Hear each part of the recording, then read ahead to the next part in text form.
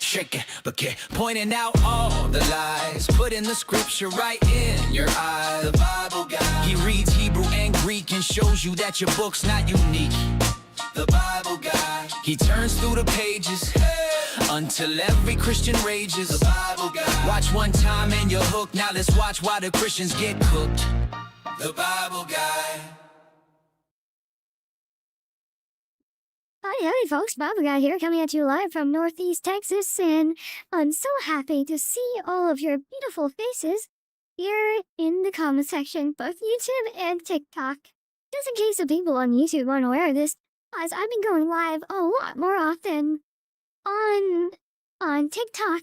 So like if you don't give enough Bible Guy action on YouTube, I am going live nowadays a lot more often just on TikTok apart from YouTube. So like, you know, if we're not live on YouTube, feel free to come over to the Bible Guy show on TikTok and come and check us out. Also, as you see on the board, I also have something in white that needs to be important. It's very important that y'all follow this. Like, guys, follow Aragorn Lover. Like, that's you know, that's my one request. That's my one request. You should use your natural speaking voice more often. You sound great.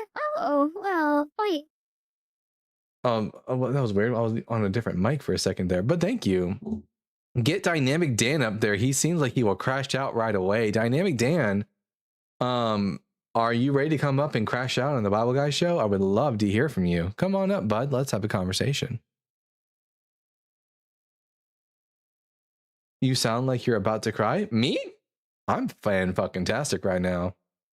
You had a high-pitched voice that whole time. Oh, did I? I don't know about that. Oh, boy. Okay, enough about all that. Everyone, make sure you tap that screen. Share the live with those you love, with those you hate, with your friends, and with your enemies. Let's get the word out there so we can have some interesting conversations. Yeah, that was my Mickey Mouse impression. I don't know why you're using the voice changer now. I'm not. This, guys, I'm not using a voice changer right now. It's just set to my regular voice right now. Before it was for some reason I didn't realize it was like on kid mode before, and I didn't even realize that. The current voice changer isn't very realistic. What? The other one was, let's see, this Was on earlier and I didn't even realize it. but this is my regular voice. You sounded like. Anyways, Dynamic Dan, I see you out there. You've been called out. Why is Josh so ignorant? Josh isn't ignorant, Dynamic Dan. Why are you so cowardly? Come on up. Let's have a conversation.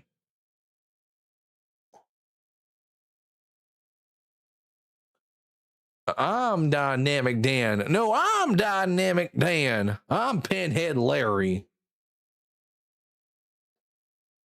Let's see. The voice mod gets me every time. I'm not using a voice mod right now. What? Dan is super mad. He was being a jerk in Josh's live. Oh, was he? I'm about to turn on my freaking TikTok so I can hear what you guys are hearing, because I don't fucking believe you guys. 1 second. Let me see. Go over here to Bible Guy Live. Yeah, nice try, fuckers. I can hear myself on my own channel. He hates cats also, apparently. Oh, well, Dan, you kind of suck then if you hate cats. Also, someone said be a Muslim. Ew, gross. I don't like pedophilia. No, thank you. Hard pass. Are you Tom Rabbit? Fuck, for fuck's sake. Dan said to fuck Butters. Dan. Well, fuck you, but Butters is like 10 times better than you are. Yeah, Dan may not fuck Butters. Yeah, you are not allowed to churn that butter, Dan. That's wild. Who says fuck cats and like who hates animals? Jesus Christ. They're much better than we are. He's using the Tom Rabbit voice changer. Butter is not a Christian. Butter is an atheist. Dynamic Dan. I don't know what Butters did to deserve all this hate. They're cute AF. Howdy, partner. Good to see you there, Jaren. We ride at dawn, says Crystal J. Yeah, absolutely. I currently have a sty in my eye that makes me the stable guy, right? John, I'm sure, why not? John Klein, you are the stable guy for sure.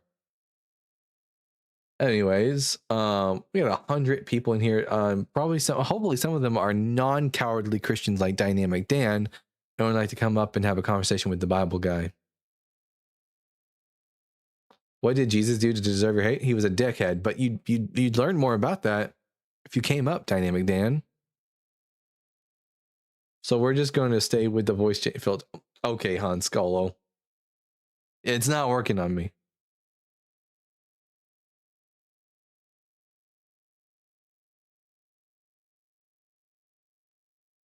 Why is Jared here? Who's Jared?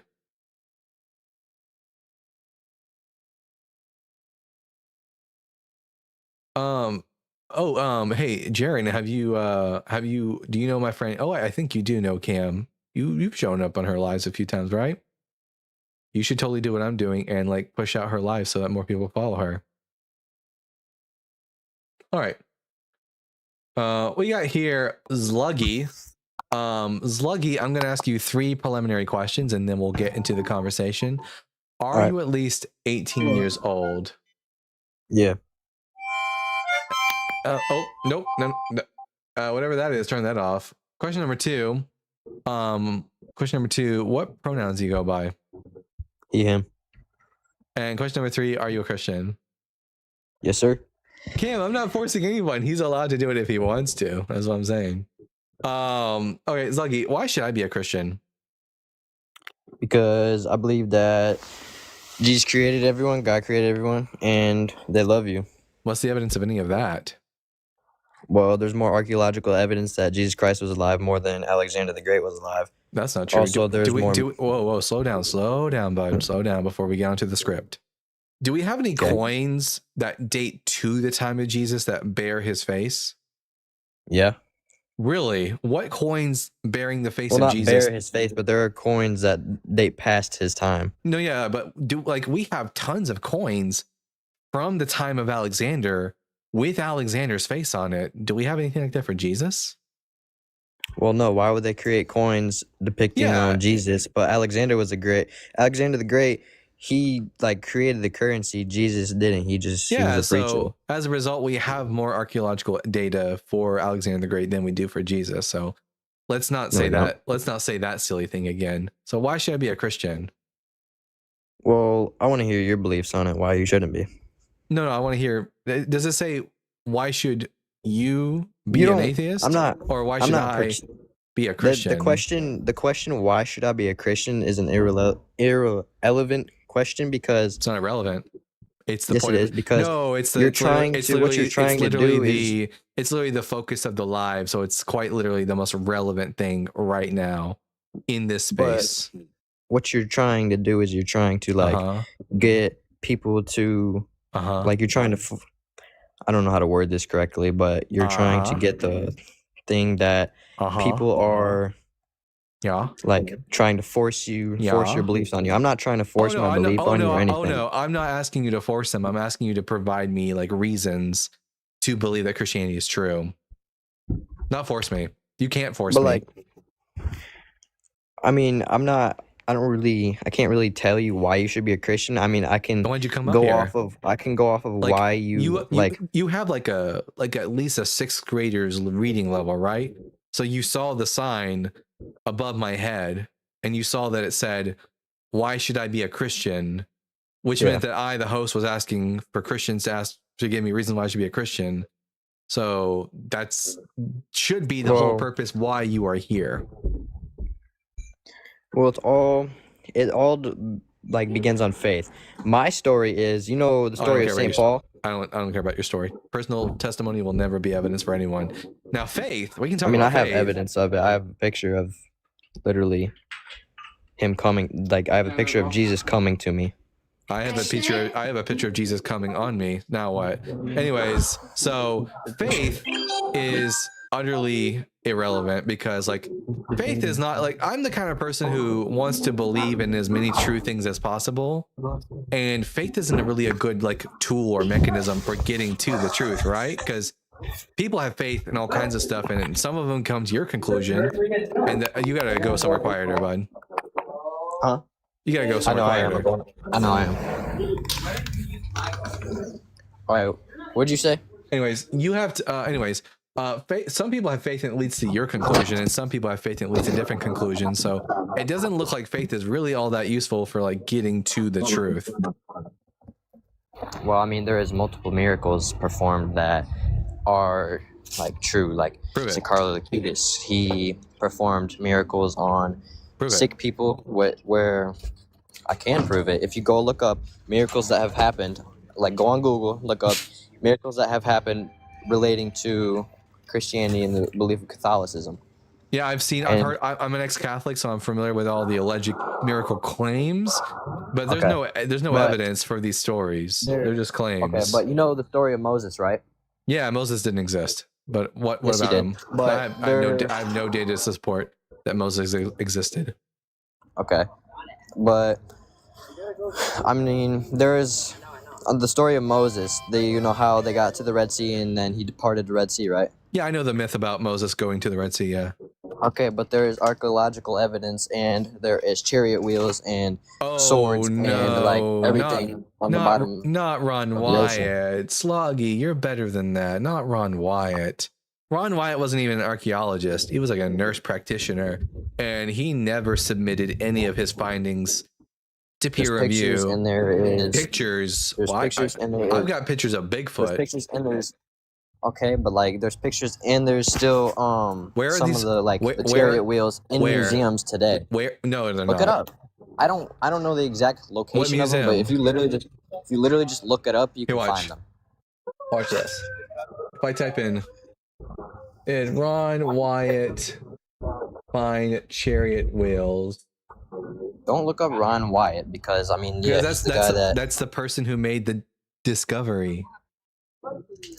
Okay, but there's also more people that have claimed the discovery to be true. First thing that comes up is fake news and biblical archaeology. Let me see. Ron Wyatt. Yeah, here. Literally, let's see. Let me pull it up so everyone can see it. 1 second. Literally, the first thing that comes up is, this didn't stop his discovery of chariot wheels spreading. It has been repeated in articles and books and documentaries, though. In actual fact, Ron Wyatt's work has universally been debunked by respected archaeologists and scholars. This is from Biblical Archaeology Report. Okay. Wow. So what is the evidence of these chariot wheels? And where are they? Like, could you give us they were at the bottom of the sea, but like, I mean, if that's fake, that could be fake, but there is still a lot of more evidence and archaeological evidence that have dated back to Jesus Christ, and there's more archaeological evidence than Alexander the Great living. I can't prove it right now because I don't have my sources on me, but if you look it up, I have looked it up. It's a bullshit claim. We have more archaeological data, or we have like several coins with his fucking face on it that come back to his time period. We ain't got nothing like that. We don't have anything that goes back to the actual time when Jesus was alive. Okay. But I mean, 200. There's over 200 people that saw the persecution of Jesus Christ. It's 500, and they said that Jesus appeared to them. But do you know anything about Do you know anything about these 500? I mean, they all told the same story. It's pretty hard. No. What story did they tell? Where are these stories written from these 500 people? What? Yeah, where are these stories at? From the 500? I mean, they're in the Bible. Where in the Bible? I mean, I'm not 100% sure like which verse and everything, but they're still in the Bible. I'm 100% sure that you're wrong because the 500 are only mentioned in one single verse in the entire Bible. 1 Corinthians chapter 15, verse 6. Paul makes the claim that Jesus appeared to 500 brethren all at once, but we have no testimony from any of them. Okay, but I don't care. I'm still gonna like go off my beliefs because I know because you don't actually care about what's true. You'll never convince anyone to be a Christian on that bullshittery. I mean, I guess, but you won't feel this tough when I'm burning in hell, literally on your knees begging for your forgiveness. Oh no, I won't feel this tough when I'm fucking burning you in only hell. really know when you die. The hellfire. Whatever will I do? Oh no! Oh no! Hey yo, what the fuck? I mean, hit the ball. Hit them first. I hope to see you in heaven. I hope to not see you ever again. Anyways, it's always ends with threats of hellfire, right? Hellfire, desire. Go watch the Hunchback of Notre Dame, everybody. All right, we're going to talk to Titus Johnson now. Hopefully Titus will give us something more substance. Titus, I'm going to ask you 3 preliminary questions. Awesome. Then we'll get to the conversation. Are you at least 18 years old? Yeah. And what pronouns do you go by? He, him. And are you a Christian? Yep. All right, Titus, why should I be a Christian? Can I ask a couple questions before I kind of like try to make my case, I guess? Sure, I'll allow it. What could convince you of faith in the divine? So I'm assuming you're atheist or maybe agnostic, so you don't necessarily believe in a creator being. What would convince you of that? I don't know. I'm suppose I'll know it when I see it. Okay, so like personal experience, then maybe. I mean, I guess if the God appeared to me and made it very clear that he wasn't a hallucination, that'd be cool. And like, could you even conceptualize what that could potentially be? Nope. Okay. My next question would be like, if you assumed, okay, actually, I don't need to ask that follow up. What the argument I would make, because I think that if you're arguing for Christianity, you kind of have to make 2 separate arguments with an atheist. One is, but I would say that they're conjoined together. One would be that you have to get them to, Plantinga, I don't know if you're familiar with him. He's a theologian, but he's also like a theorist, a scientific theorist. But he would say you can't prove God exists to someone. You can just prove it's highly rational to believe in that God, which I think is a fair argument. Sure. And so I would say you'd have to get someone to first kind of make that transition over to thinking it could be highly rational, and then you'd have to make arguments, like specific Christian arguments for that. And so yeah, just go ahead. Just go ahead and do it. Cool. I would say the highly so I'll do the God one first. I think that the fact that intelligence exists and that thoughts can be put together, even like the uniqueness of human consciousness, the fact that they can imagine. We don't know necessarily that human consciousness is unique. It's just that, I mean, as far as we know, there could be tons of like human-like consciousness across the entire breadth of the universe. We don't know that. And it doesn't have the ability to move or to make itself known. Well, they could be can we make ourselves known to them? Why should we assume that they should be able to make themselves known to us? What if they're just in the same state that we are? Or they're like, maybe they're in the Andromeda galaxy, and so we'll never get to talk to them because they're too far away. Okay, yeah. That makes sense, but that still shows consciousness. Like whether or not that consciousness exists, we can only know that we're conscious. Sure. Like, We have actually, I can even know that. we have I brains. can even know that you're conscious. I only know. Yeah. We have brains. I agree. We have brains, and those brains are able to like process sense data. But I don't know. Other creatures have creatures have brains, and I don't know They have if consciousness. I'd classify those as a human. I think the way in which you specify human consciousness, the ability to be able to imagine, is like in the book Sapiens is what distinguishes. I don't have any reason to think my dog can't have imagination, like abstract thought. Like when my dog goes to sleep, they obviously dream about something. They're kicking around sometimes. They're dreaming, and like dreams are just a form of imagination. It's like they have mental pictures in their head. Okay, that's fair. I hear what you're saying with that.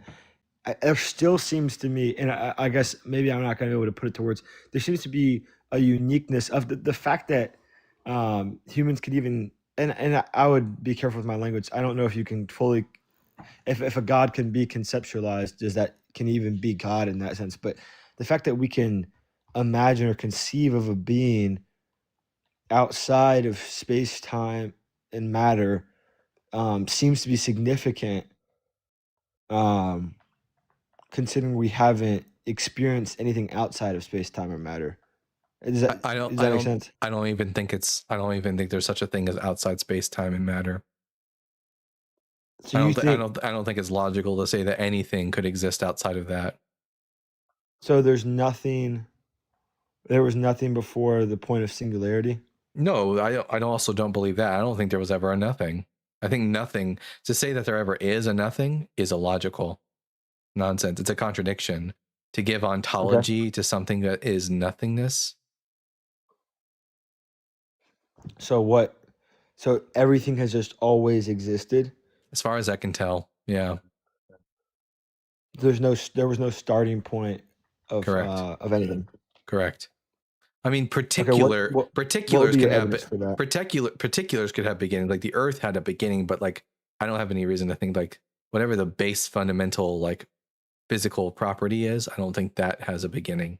And the reason for that is because you can't get something from nothing, and we do have something. Therefore, there was never nothing and always something. That preconceives that you can't get something from nothing, though. Well, can you prove that you can get something from nothing? No, can you prove that you can get? I'm not obliged to believe you can get something from nothing until you can demonstrate. You can't prove eternity. You can't prove. Well, eternity. No, it's the default position. Because you can't demonstrate that things have always existed. Yes, because you can't demonstrate that there was a beginning. Therefore, the default position is to lack belief in the beginning. But okay, yeah. So you believe in an eternal. You just have You believe in an eternal. You just have. It's not an agent though. Define that eternal as different. Yeah, it doesn't have. You're basically a Buddhist. I mean, Buddhists believe nature. I'm not a Buddhist. There's a lot more to Buddhism than just that. I don't follow the eightfold path that Siddhartha Gautama laid down. But you hold to the idea that God could just be everything. No, gods are supernatural supernatural beings that are worshipped. I don't believe in supernatural beings, and I don't worship any. But where does that definition of God come from? Yeah, through anthropology. Yeah, I mean, okay, if I'm bringing a new meaning to that word, then it's a meaningless word. It doesn't track with the conversation. Can you believe in a divine consciousness, like uniformity of consciousness? I don't know even what divine is. That's a great question. Could you believe in like a uniformity of consciousness? What does that even mean? Uniformity of consciousness. I know what consciousness is. What is uniformity of consciousness? Just joint together, like a singular. My consciousness is together. Do you believe that you have a unique consciousness from me, or do you believe in two separate? Yeah, my brain states aren't identical to yours. Do you believe in the uniqueness of human consciousness? My consciousness is unique from yours, and I'm human. And how would you say it's unique from mine? Because like we're not thinking the same thing at the same time. We have different brain states.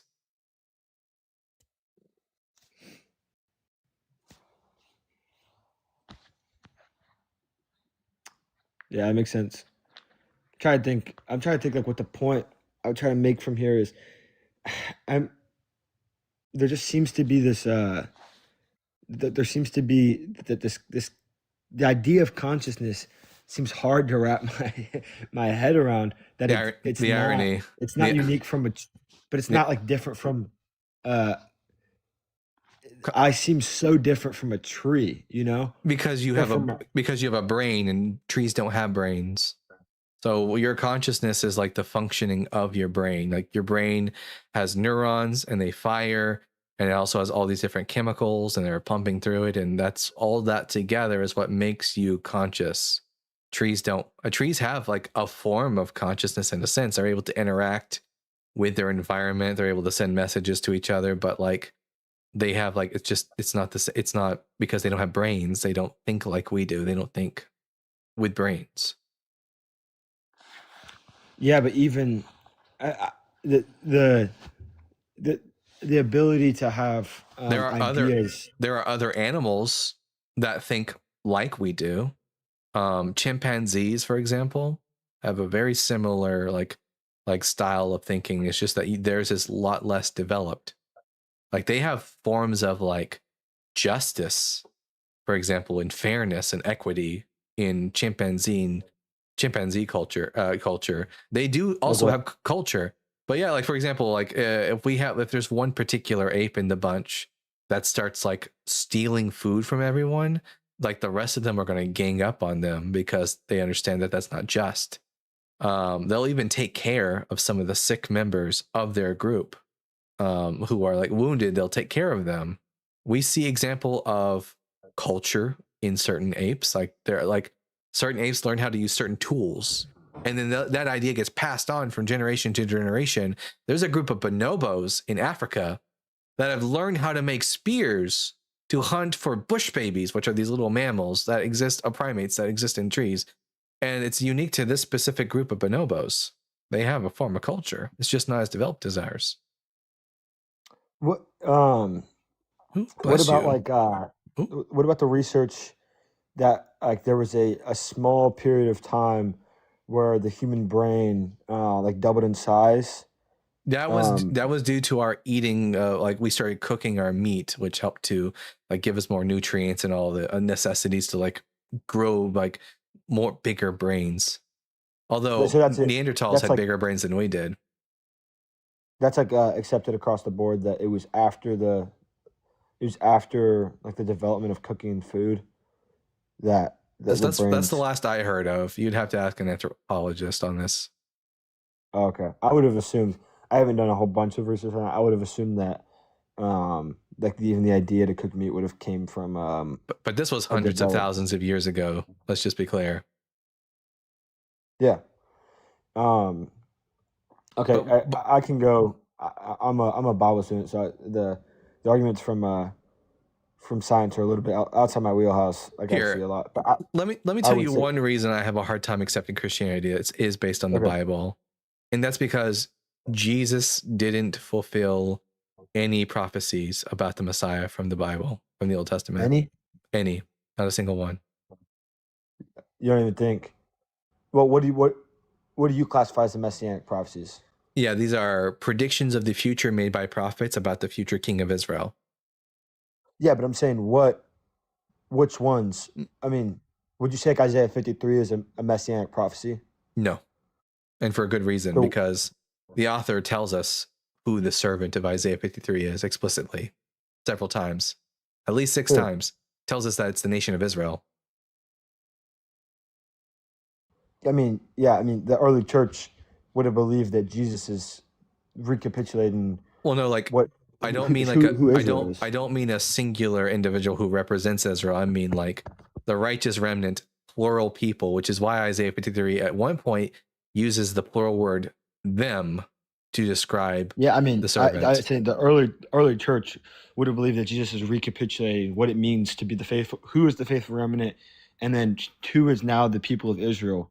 Like But they the would have suff- said but the that Jesus gives suffering, new meaning to that. yeah, but the suffering of the servant had already taken place when Isaiah 53 was written. It doesn't say things like he will be wounded for our transgressions, but rather he was wounded. There's New Testament because of scriptures our that say he was slain before the foundations of the earth. That's the claim, but like that's because like the authors of the New Testament have to take the Old Testament out of context or mistranslate it in order to make it look as if it's about Jesus. I mean, Jesus himself does that. He redoes, like he is thinking of scripture and quoting scripture in a way that it wasn't meant in its original context, which I think is a statement of how to read the Bible. No, I think that if you can do that, you can make the Bible say anything you want. If you want me to be convinced that someone is the Messiah, then they need to fulfill the prophecies in their plain meaning. But I don't think that okay, I hear what you're saying, but I don't think that that the Christian message is that Jesus is the Messiah. It is. I think that was. I think that was to the Jews. That is the but central. I don't think that's always. That is. I don't think that's central. That is the central claim of the New Testament, that Jesus is the Christ, the Son of the living God. Christ and Messiah, those are the same exact word. One's Greek, one's Hebrew. When Jesus asked Peter, but who do you say that I am? What was Peter's response? You are Christ, the Son of the living God. And then Jesus blesses him for this. And how does Paul open his letters? Paul's writing to primarily Jewish audiences. No, he's not. Paul's writing to the Romans, the Ephesians, the Corinthians, Timothy. These are Jewish church in Rome. These are Greeks. The Romans are Greeks. Literally, there's a whole section in Romans where he talks about how the conflict between Jews and Greeks, and he's writing to Greek audiences, telling them, then what has become of Israel? Yeah, I mean, Paul's quoting Greek philosophy. I mean, even to the crowds, the message in which that's an Acts. I'm talking about Paul's works. Not Paul doesn't quote any Greek philosophy in his own works, but his audience are Gentiles. That he says to them in Galatians to not get circumcised like the Jewish people. That's the power of the gospel to Paul. But I don't think that's the power of the gospel. Like that, I don't think that's the center of the gospel to non-Jews. The center of the gospel. If Jesus isn't the Christ, then the New Testament is false, because it says he is Jesus. Okay, I believe he is, but I'm saying I don't think that's. I don't think that's the central message of who Jesus is that he's purely the Messiah. If he's not the Christ, then the New Testament is false. I do think he is the Christ. Okay, but I'm saying the only way you can prove to me he's the Christ is if he fulfilled messianic prophecies. I think he fulfills messianic tradition and prophecies. I don't care about traditions. I care about what did the prophets actually say. Can you show me an actual prophecy without having to twist it and metaphorize it? Like, what just did the prophets say, and did Jesus fulfill that? I mean, otherwise, I can make anyone the Messiah. I know you don't want to do that. I know you don't want to do that with tradition, but Jesus is very clear that all of these laws have been misunderstood. That's his claim. The same thing with but he's doing the same things with I would say that, I would say that too if I wanted to convince people I was the Messiah. I would say, hey guys, you're not reading the Bible right. It's actually like a deep metaphor and a deep secret, and I'm going to reveal to you the true interpretation. That's exactly what I would do if I wasn't actually the Messiah and didn't actually fulfill prophecy. I would invoke this like spiritualized meaning of the text. I mean, but if the way that this isn't unique to this is not unique to Jesus. There are other Jewish men that people thought was the Messiah, and then they spiritualized the Hebrew Bible so that they fulfill prophecies. Yeah, and they weren't successful. And neither was Jesus. You don't think Jesus was successful? No, he died, and that was the end of him. I would think that if Jesus were to come back today and say people are following him, there are still people following the Rebbe. Oh, dude, not even close to the amount. Well, that's because it's only been since the 1990s that people were following the Rebbe. Jesus got a head start. Not exactly fair.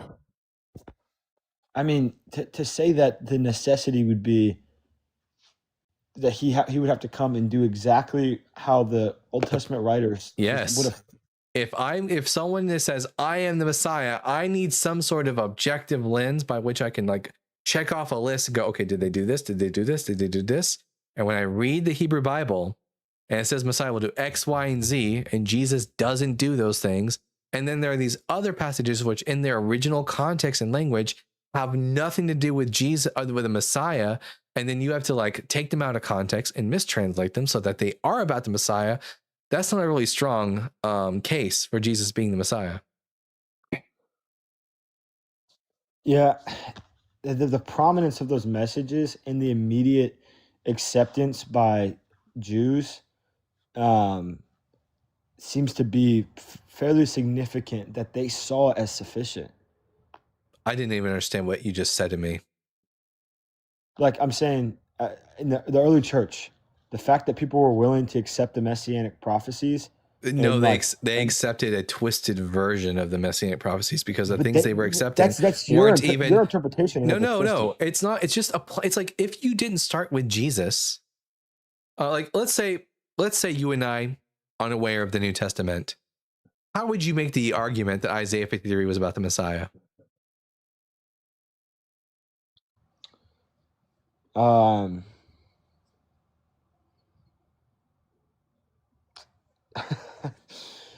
mean, can you pull up Isaiah 53 and read it? I mean, yeah. I don't think I can leave the live to read it. Absolutely. Let's see. Isaiah 53.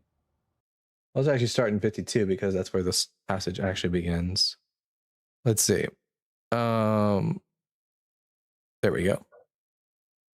Starting from verse 13. See, my servant shall prosper. He shall be exalted and lifted up and shall be very high. Anything here that tells me it's about the Messiah? I think exalted and lifted up. Why should I think lots of people anyone can be exalted and lifted up? So this wasn't interpreted. This isn't by Jews interpreted to be a messianic prophecy. When? Depends on when. Now, some people would say yes, some people would say no. Now, the text tells us that, see, my servant shall prosper. And this is not the first time that the section of Isaiah mentions the servant. Really? Yeah, there are, in fact, 6 instances explicitly where it tells you that the servant is Israel. And so you'd say that the interpretation that the new church is Israel is a stretch. Are you saying that the church is Isaiah 53? This church is suffering for people's sins? Church, I would say that Jesus is the church, and we're participated in the life of Jesus. Here's another here's something else important. Words mean words, and do you know the difference? Here, before we get to Isaiah 53, I'm going to show you. I'm going to make sure that you're consistent. I'm going to provide you with 2 sentences, and I want you to tell me the difference between these 2 sentences. Okay. I went to the store versus I shall go to the store. One is saying that happened, and one is saying that it's coming in the future. Yeah, one's past tense, one's future tense. When we read about the suffering of the servant, what does it say? Yeah, he was wounded. Which would tell me what, from the perspective of the author? It already happened. It already happened. So this servant is someone who's already suffered. Okay, can I ask you a question? So would you say, like, it will relate to this, at least in my head it does. What would you say is better? If you were going to spend 100 more years as king of the world, or that you would spend eternity in the purest joy of all time, what would you say is better? So your question had absolutely nothing to do with what we were just talking about. You just wanted to pivot. I expected when you said can I ask you a question? I assumed you meant can I ask you a question about the topic and not it will connect. Crazy ass. No, I'm not going to entertain that question. Okay, I'll connect it. I think the fact that so if the messianic prophecies are about a kingdom, I think what Jesus' message is that my kingdom is greater than those. The way you've interpreted those passages is that my kingdom is going to be greater. And so when you say that it's a nice bit of Isaiah 53, a nice bit of cope. If I wasn't an actual king, this is exactly what I would say. I would tell my people, my kingdom is not of this world, because I wouldn't be able to provide any actual real evidence of my kingship. So that's exactly what I would say. I mean, the followers seem to. That's completely irrelevant to the fact that when we read Isaiah 53, it describes the servant who repeatedly is called Israel, and it describes that the suffering of this servant. Jesus never once called people to rebellion. It's not like he. That's completely irrelevant to what I'm talking about. Stay on topic. We're talking about Isaiah 53. No, you just stay on topic. We're talking about Isaiah 53. The servant is Israel, and the suffering has already occurred. The only thing that's meant to happen in the future is the exaltation of Israel. Why should I think that this text, what indication within the text of Isaiah 53 would lead me to it is the Messiah conclusion? If you had no knowledge of the New Testament, surely there should be something in the text that would lead me to believe this is about the Messiah, because there are actual messianic prophecies that have indicators in the text that would lead me to believe it's about the Messiah. Okay, I think if I were to leave a message that's coded, and nobody could understand it until they had the key, yeah, I think that message could still be saying something, and people would just not know. I thought God was not the God of confusion. He's not the God of confusion, but he's God of mystery. Then why is he fucking confusing? Why are you saying that God could not just? Why? Okay, why am I a better communicator than God? I don't think you are. I think I am. I could give messianic prophecies about a future suffering servant without making it look exactly like I'm talking about someone else completely. I would say the God of the New Testament is reflected through the writers is very clearly, and the God of the Old Testament, I believe the same God, is very clearly concerned with faith and desires irrelevant faith and trust. No. Would you ever refer to a singular person as a them in Hebrew?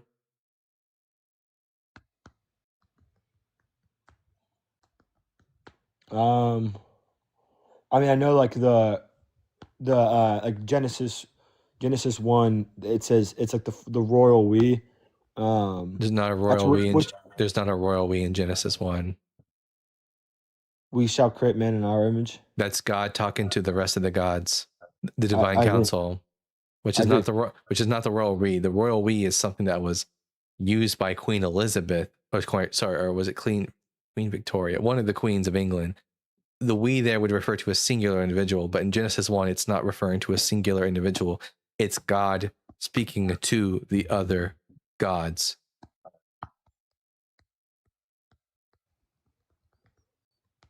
Yeah, I actually agree with that. On the divine interpretation, I just know some people would interpret it that as I've heard the argument of the royal we, because it's like basically trying to put the Trinity in the Old Testament. So there is there's nothing in the Hebrew Bible that ever says that you refer to one person as a them. That works in English, at least since the 1300s, but that's not how Hebrew functions. Yeah, that's fair. The immediate doctrine of of Trinity and of Christ becoming like the new Israel, it's so quick after Jesus' death that it seems to be 40 years. It doesn't seem to be coded. 40 years after Jesus' death, the Gospel of Matthew, which is the biggest proponent of the Jesus is the new Israel, was written in like around 85 CE. So like well after 40 years after Jesus is already decomposed. No, dude, the prominence of that and the immediate grounds it has. We have no evidence that the first earliest Christians thought Jesus was the new Israel. We have no writings from them until Paul. And Paul never makes that statement.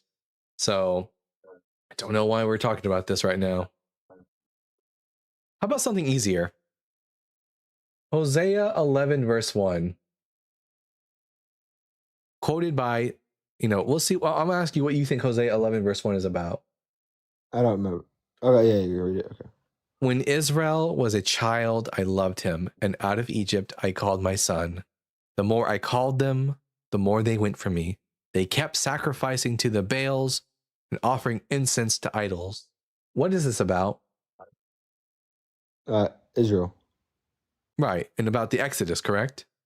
Yeah. And yet the author of Matthew tells me that this is actually a prophecy about Jesus. I mean, I know that Jesus himself references like Old Testament writings in a way that is like, that's not directly, I guess, what the writing is about, like what the author would have thought he was writing about. Then Joseph got up, took the child and his mother by night, and went to Egypt, and remained there until the death of Herod. This was to fulfill what had been spoken by the Lord through the prophet. Out of Egypt I called my son. It's not about Jesus, though. It's about the Exodus. I mean, it's not even a prophecy. What do you think about the scriptures that are like that? I've hit this like twice, and you said it was cope, so that's probably my answer. But like before the foundations of the earth, that's just theology. That's just theology. What they believed about Jesus. But you don't think that Jesus could be recapitulating all of these things? No. Here, where is this prophecy? Matthew 2:23. There he made his home in a town called Nazareth, so that what had been spoken through the prophets might be fulfilled. He will be called a Nazarene. I don't remember. It's not your fault, because there isn't a prophecy in the Old Testament that says that. Nowhere. This is just flat out, just made up. It's not in the Old Testament. So you think the writer of Matthew just made it up? Yep. If I go to, like, let's say, if I type in the word Nazarene, let's see how many times. The moment he drank wine at that Last Supper or whatever, he's not a Nazarene. Well, that's a Nazarite. The moment he turns water into wine. But this is the one and only time in all of the Bible that the word Nazarene shows up. In Matthew 2:23, the word Nazareth, which is the city, also doesn't occur until the Gospel of Matthew. No references to Nazareth or the Nazarene in the Old Testament. There are Nazarites in the Hebrew Bible, but Nazarite, Nazarene, two different things. So isn't like the context of who a Nazarene is would be seen as like lowly? No, a Nazarene is someone from the town of Nazareth. Yeah, but like Nazarenes were looked down upon. That's what I've heard for this. It's Notri versus Nazir. Yeah. It's two different letters. Yeah, they were looked down upon, but there's no prophecy in the Hebrew Bible says he shall be called a Nazarene.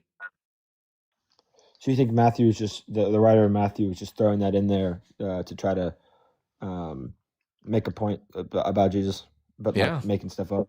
Yeah, the gospel authors had no problem with making. Think he could be referencing a text? You don't think he could be referencing a text that is now lost? No, we have no evidence of that. I would need a good reason to think that. The evidence throughout Matthew is that he's referencing text.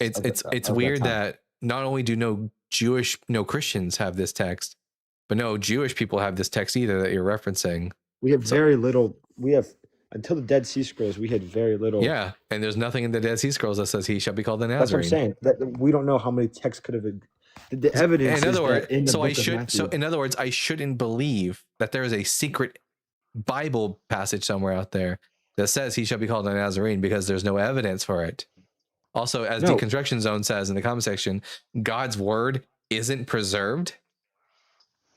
God couldn't preserve his own word. I don't think the Bible is God's word. Well, I'll agree with you on that one. Can I ask a kind of a dumb question, Dalton, just from my not knowledge of Christianity, but my yes knowledge of Jewish text? Yes. If I were to write out notes re, it would be nun sadi resh yud, or nun vav sadi resh yud. And if I look at the shoresh there, I'm looking at netzer, which means branch. And if I were to look at Isaiah 11:1, that there's a netzer that grows out of the stock of Jesse, do you think that that's what it's referring to as Isaiah 11? That is the closest you could possibly get to saying that this is what Matthew is saying. If Matthew would have said that the Messiah will be called, will be like a Nazarene, but instead he like makes a quote, he shall be called a Nazarene. And Isaiah doesn't say he shall be called a branch. He just says he is the branch. Yeah, I'm putting it in the chat, netzer and then notes re. I mean, they have to be connected somehow, but like, I'm not saying, I don't know. Yeah, it's I know my Bible professors believe trying that. to do the work for them. They've you know what I mean? talked about that branch. Yeah, but like, it doesn't look like I really have any really good reason. I think Jesus was the Christ, dude. I have no good evidence he resurrected from the dead.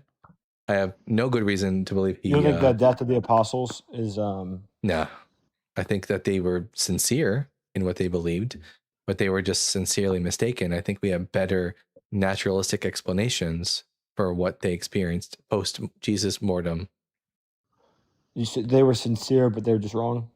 Yeah, like people who have bereavement hallucinations could sincerely believe that their loved ones are appearing to them, but those are just hallucinations.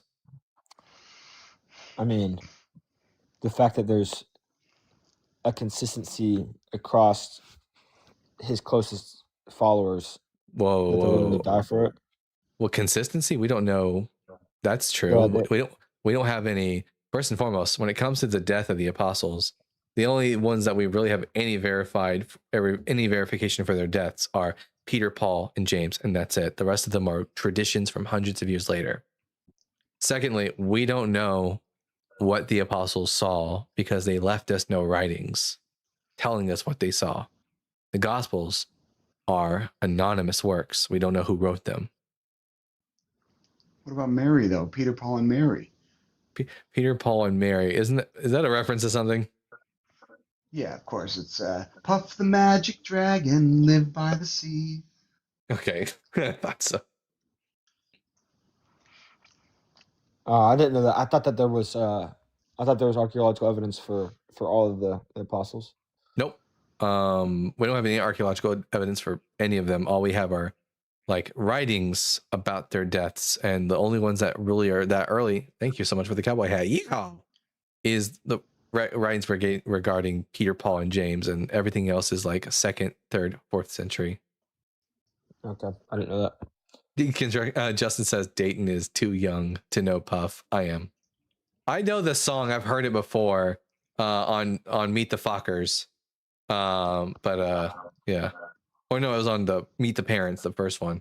Anyways, it's been 37 minutes. I think I'm going to move on to the next guest. But Titus, you have a wonderful day. Thank you. You gave me a lot of good things to think about. And I'm not going to make a whole argument. I would say, and I know this doesn't do it for you. I would say a big pull of my belief has been like personal experience first.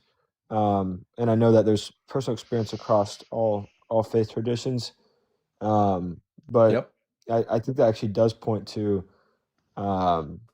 spiritual realities, because I don't necessarily believe in a distinguishing between all faiths, though I do think that there's... If you knew this wasn't going to be convincing, then why did you say it? Well, I mean, I'm saying it because I want to like tell you that I don't think I already know that this convinced you, but you know it won't convince me because And you know why, because I didn't experience your personal experiences.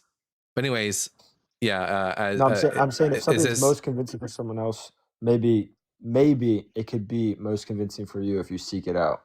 Yeah, I already did, and nothing happened. But you have a good day, bud. Right. They always try to make the goodbyes last a bit too long. There's always one more. All right, Evangeline to give.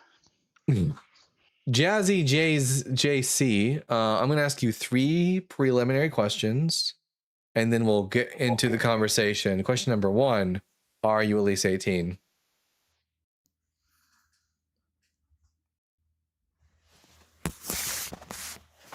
Jazzy. You talking to me or you talking to him? You. Yes, you. Oh, yes, I'm 29. And what pronouns do you go by? What does that matter? I'm a guy. I'm a man. Which means you go by what pronouns? I don't fucking know. He, him, there she, you go. whatever you want to me. And then question number 3, are you a Christian? I don't have a religion. Who's 1 second. Who's spamming in the comment section? There we go. Ash just got it. Anyways, no, I asked, are you a Christian? No, yes. Hold on. I just want to say to Peg, he said pronouns aren't complicated. You are right. It doesn't matter. Okay. He, she, them. You can tell them. Okay, I'm sorry. Anyways, so you're a Christian. Why should I be a Christian? I never said I was a Christian. I said I don't have a religion. I'm only here talking to Christians. So if you're not a Christian, then I can just drop you. Is that what you're saying? You're not a Christian? Okay, well, no, you can drop me here in a second. But why is it? Anyways. Here in a second. He probably is a Christian, but like if he's gonna be like that, then I don't want to talk to him. Carlos, I'm gonna ask Carlos. I'm gonna ask you 3 preliminary questions, and then we'll get to the conversation. Hopefully, you can pass the 3 questions. Are you are you at least 18? Yes. And what pronouns do you go by? He, him. And are you a Christian? Yes. All right. I'm Dalton the Bible guy. Why should I be a Christian?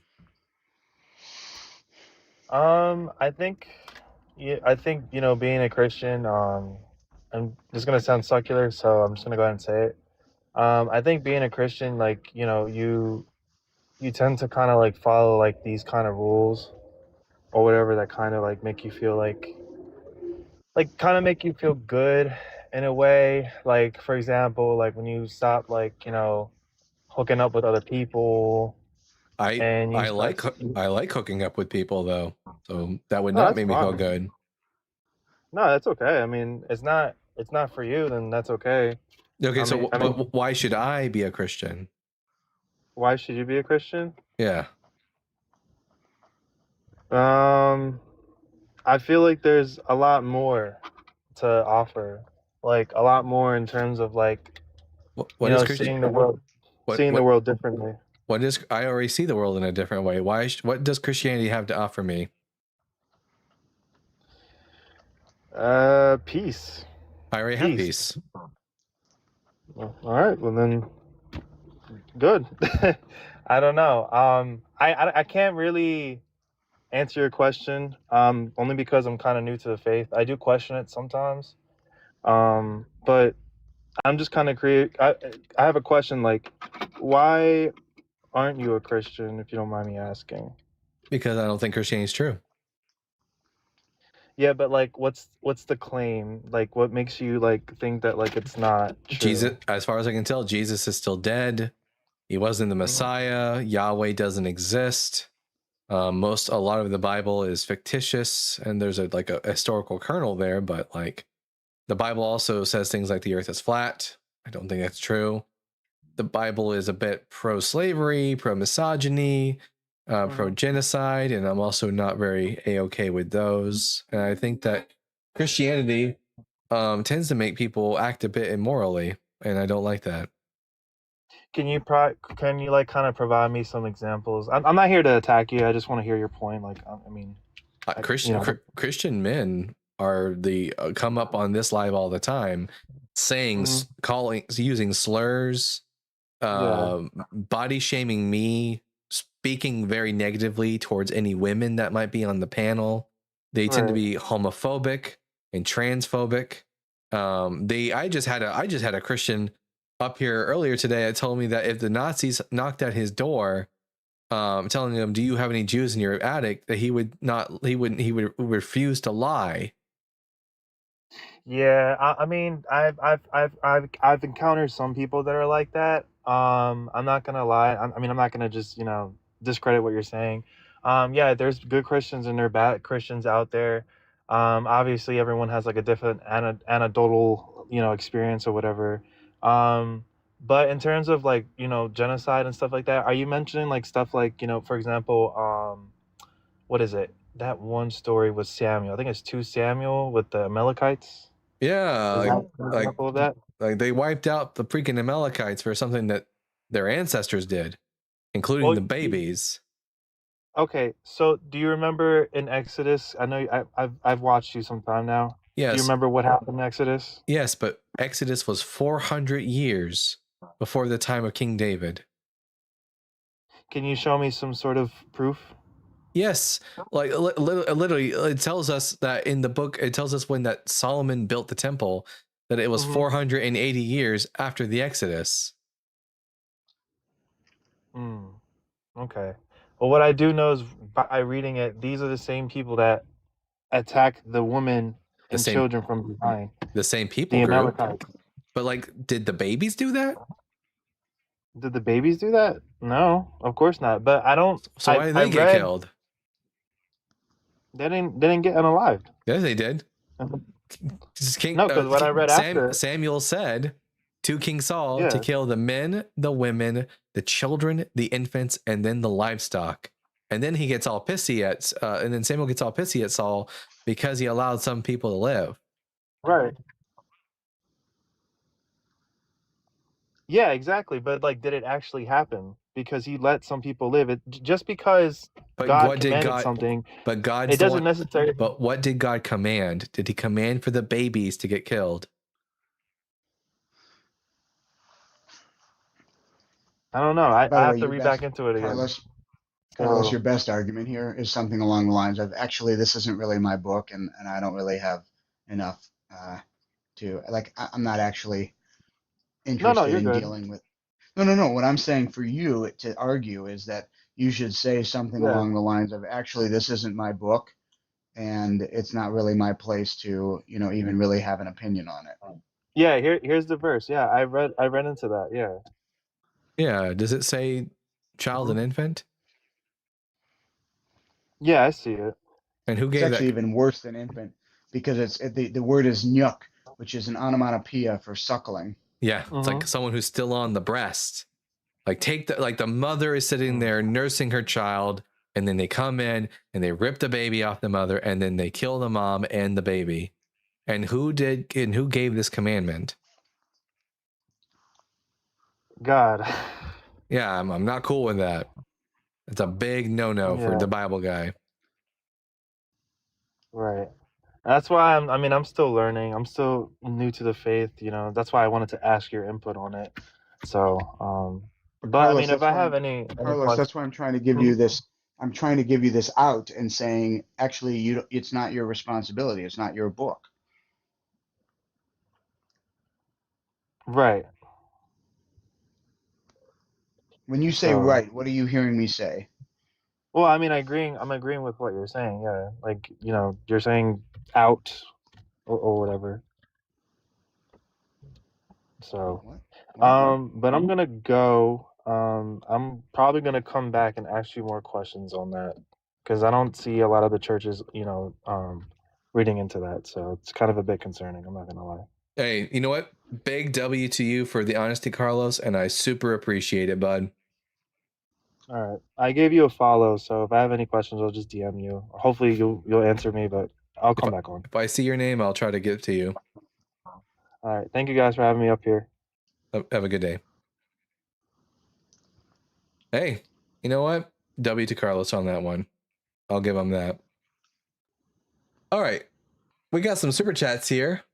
From At Optimus Rhymes with the $1.99. Is there a comeback for a fool says there is no God? Comeback 4? Is that a reference to a movie or something? Do you understand the reference, Rav? What is it? Comeback 4? Yeah. Is there a comeback? A comeback? Oh, maybe they meant it's a comeback. Is there a comeback for a fool says in his heart there is no God? Yeah, I often tell them that I add the addendum to it. A fool says in his heart there is no God, but the wise one says it out loud. That's what I often say. So there you go, bud. And Indy with the $2. Olivia Rodrigo unraveled tour for her new album. Olivia Rodrigo, I'm pretty sure I know who that is. Guys, don't flail me in the comment section. I'm not super duper hip. I know who Sabrina Carpenter is though. Anyways, fantastic. Love to see it. Anyway, everyone, make sure you tap that screen. Share the live with those you love, with those you hate, with your friends and with your enemies. Let's get the word out there so we can have some interesting conversations. Give me a 1 quick second, y'all, so I can grab myself a water. Water.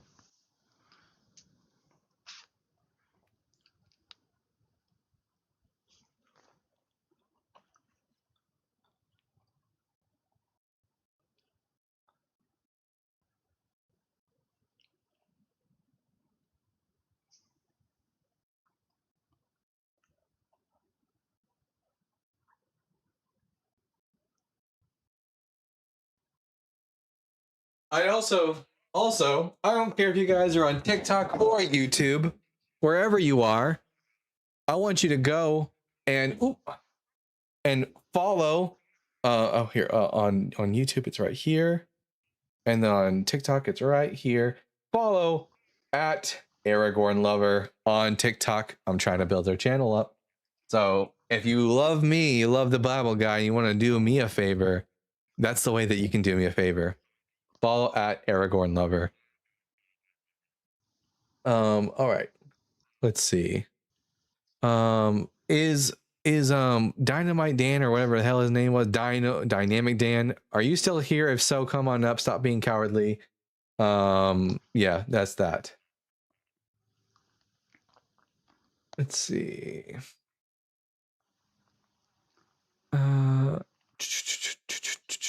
Way to go, Carlos. You're on the right path to critical thinking and asking the tough questions. Yep. Big W to Carlos. Of course the church isn't going to talk about the schmurder.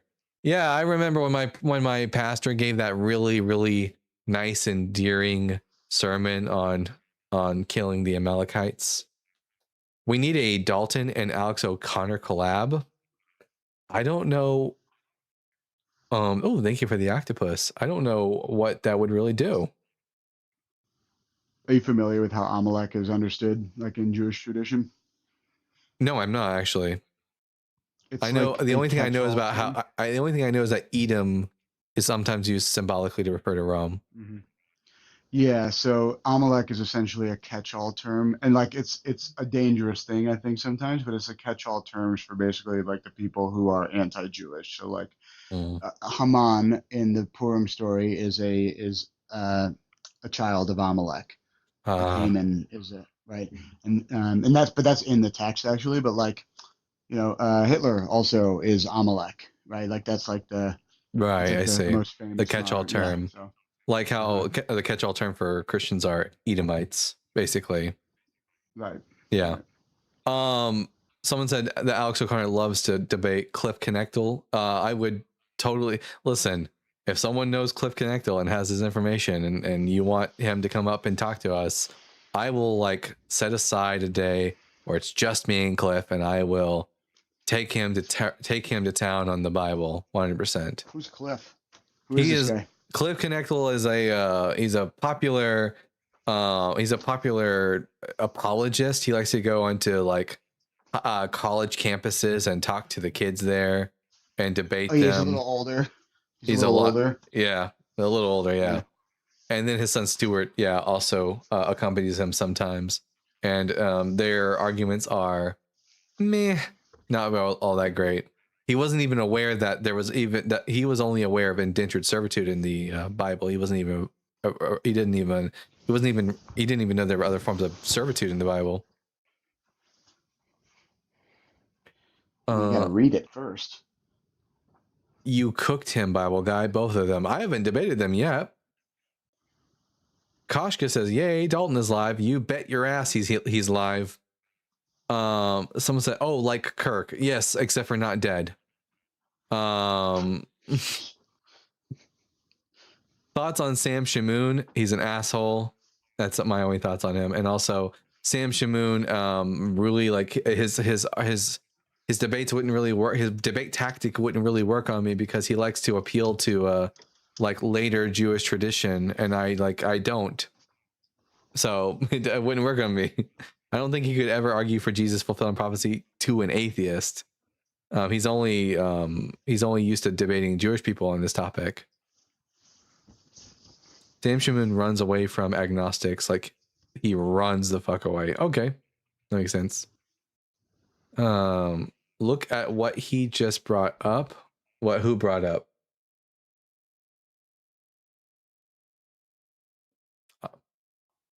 Jazzy JC, I'm going to need a little bit more context. Let's see.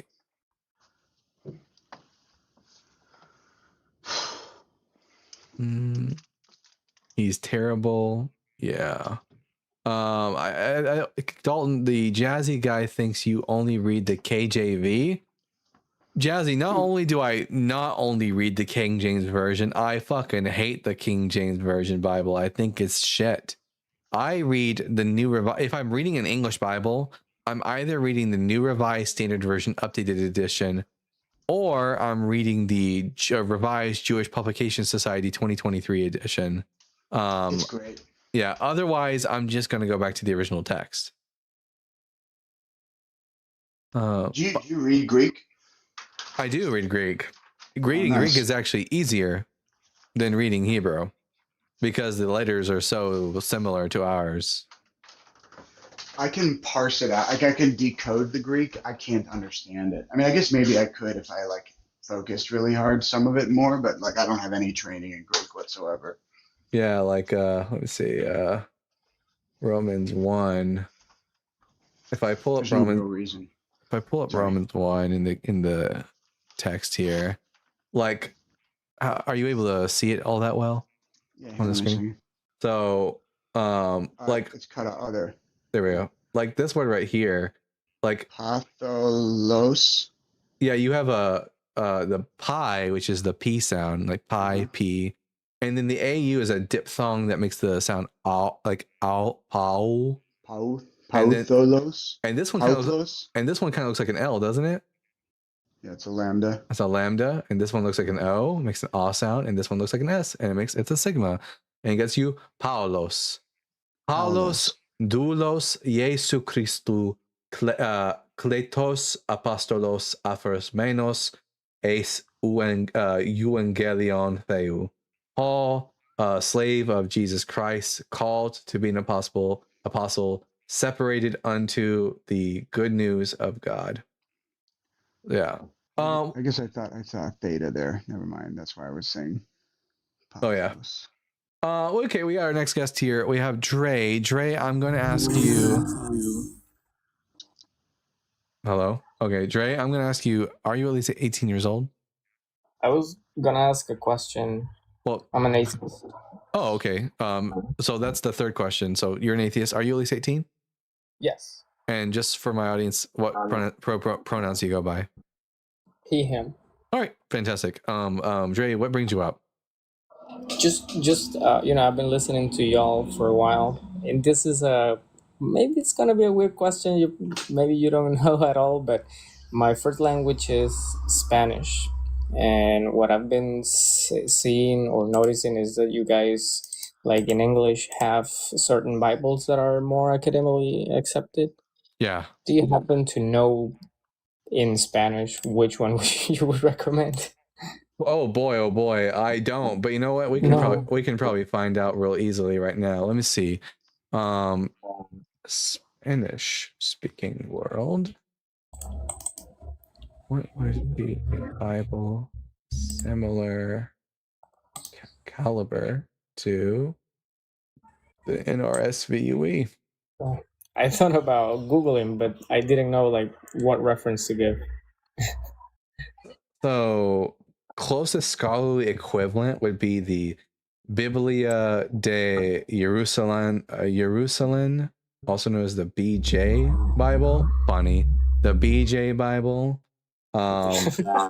So I will copy and paste that name, and then I'll put it right here in the TikTok comment section, right there, and there you go. You can go and look into that. Biblia de Jerusalem. Okay, makes sense. I will look into it, and thank you. I also saw Nueva Biblia de las Americas. Okay. Nueva Biblia de las Américas. Yep, that was the second one that came up. Perfect. All right. Thank you so much. I will not take more of your time. Adios, amigo. Ciao, ciao. Buen día igual. Ciao. Guys, I took some Spanish in high school, and I can now say, pero lo siento, pero mi español es muy malo. Which means hablo hebreo y español. Which means hablo los dos. Which means I'm sorry, but my Spanish is really bad. Oh man, ¿Dónde es el baño? That's another good one to always know wherever you travel or they speak Spanish. Yeah. Luckily, quiero una hamburguesa. When I finally do, I like hamburgers. No, yo quiero una hamburguesa. I want a hamburger. I want a hamburger. Yeah. The string cup I couldn't hear. Yeah.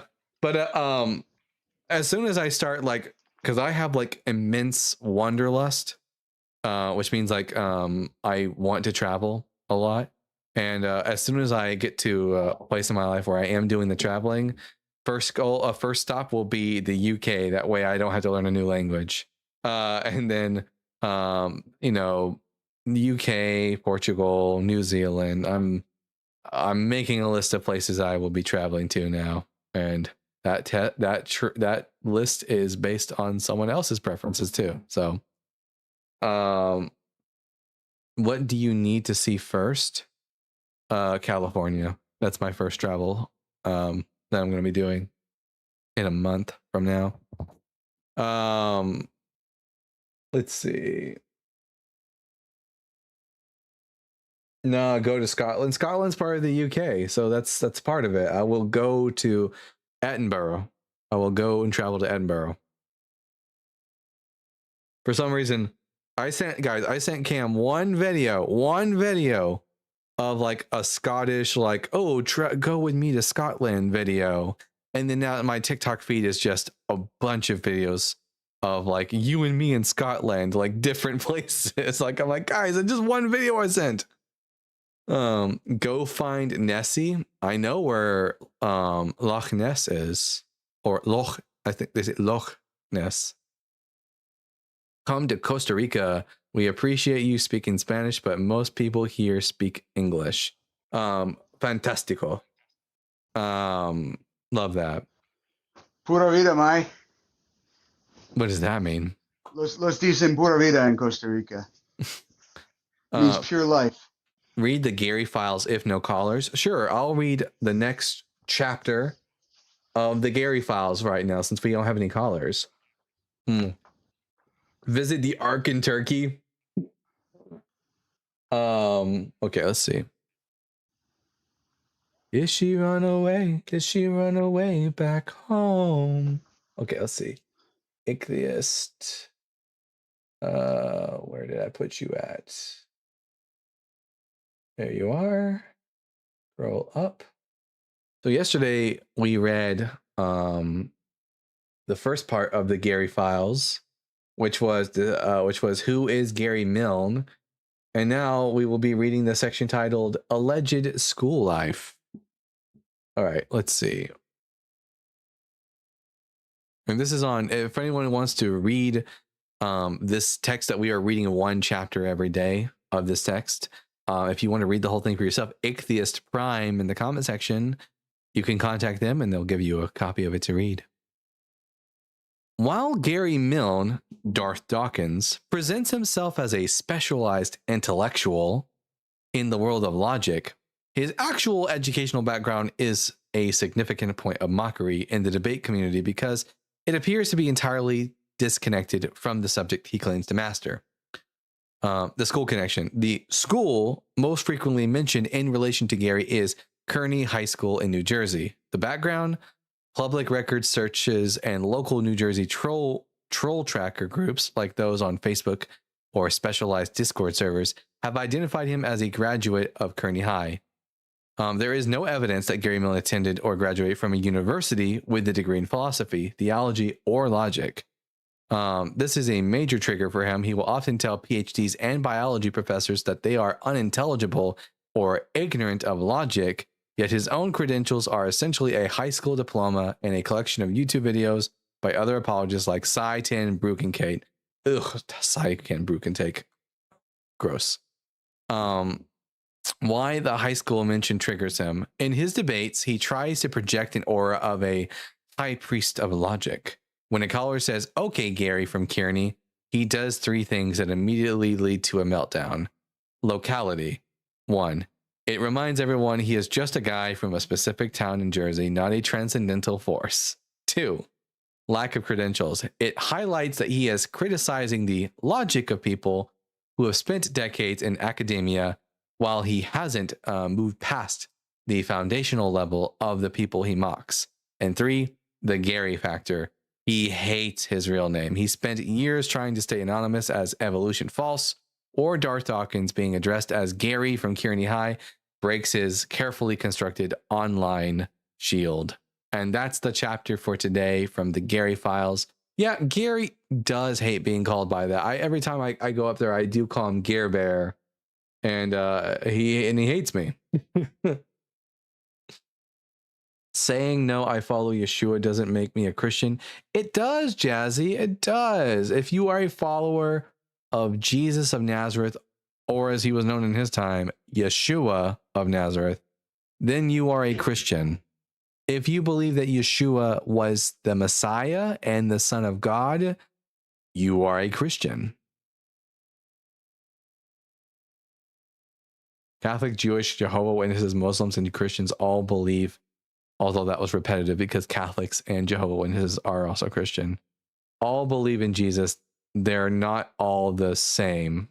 Yeah, and you also believe in Jesus. So what? You're just another Christian, Jazzy.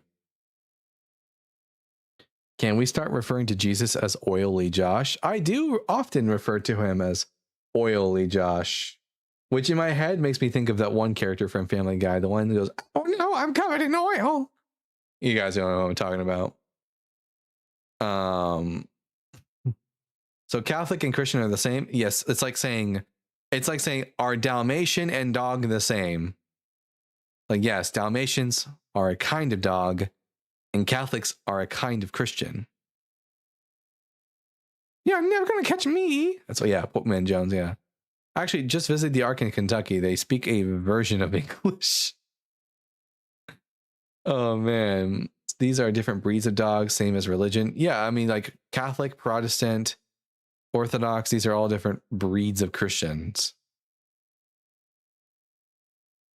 Just don't tell evangelicals. Guys, if I went to the Ark Encounter, that'd be crazy. I'd hate to give them money though. I might go to one of the one day in the future, I might want to go to one of the events that are hosted outside of the Ark Encounter where they do the protesting. You live near the Ark, Velvet. Cool. So what do you believe happened when you die? I'm more than happy to answer your questions, Jay-Z, but you got to come up and you got to be honest with me and answer my questions. If you're a Christian, you're more than welcome to come up. One of your clients works there. Crazy. Thoughts on the argument, if abortion is murder, Jesus could have just been if abortion is murder, Jesus could have just been aborted for our sins. I mean, All he has to do is die for our sins, and there's nothing that says, like, there's no reason he has to die at a certain age. Jazzy, question number 3, are you a Christian? And by Christian, we mean a follower of the one known as Jesus of Nazareth. Hey, can you hear me? Yeah. Okay, so technically I kind of am a Christian in a sense, like how you're mentioning it. You believe in Yeshua. But yet there's a lot of things in the Bible that I think are out of context. You know, just like how they say that people live to be 500, 800 years old. They say the earth is 6,000 years old, but science says that the earth is like, I don't know, like 1.3 billion years old or whatever. 4.5. What's that? 4.5. 4.5 billion years old. Exactly. So there's controversies, you know. But at the same time, I want to know what's your beliefs? I believe in anything which is demonstrable. What does that mean? I'm not good with all these. Which can be demonstrated to be true through evidence. Okay, so so you believe the Big Bang Theory, basically? Yes, it's because we see that the Big Bang is still happening. Well, I actually believe in the Big Bang as well, but once God said let there be light, that's the Big Bang. Nah. No, not at all. When God said let there be light, the light that they're referring to is not the light of the Big Bang. It's the light of it's the light that causes there to be day and night over the planet Earth, and the Earth didn't exist at the Big Bang. No. Yes. But there was evening and there was morning the first day. That describes there being light and a dark side of the planet. Yeah, it's more like poetry, though. You got to understand these people that are writing the Bible down. The Bible is written by man. Right, which is why they didn't understand the way that the way that anything worked. They used to think the Earth is flat. Yeah, the Bible says that the Earth is flat. Yeah. Right, which I don't believe in. I don't believe the Earth is flat. You know, I don't believe that the Earth was created and the stars and all that happened in 7 days. I don't believe that. But I do believe in a higher power. Why? You know, there's something beyond you and there's something beyond me. There's lots of things beyond me, but those things are like natural. Gravity, and the strong and weak nuclear forces, the gravitational force, the electromagnetic force. These are all powers above me, but they're not gods. Not gods necessarily, of course not, but like there's a creator is all I'm trying to say. If you look at the universe, everything is made to perfection. The way No, it's not. Yes, it's just the universe is just barely good enough. Like we are barely surviving on this planet. Like the fact, like perfection. Look at this. My eyes are not perfect. My body isn't perfect. I have a tube that I drink out of, but it's also the tube that I breathe out of. And if I do these two things wrong at the same time, I will choke and die. Yes, I understand that. But what I mean by to perfection is the Earth, if it was a little bit further from the sun, would never been here. It moves millions of miles closer to the sun every year.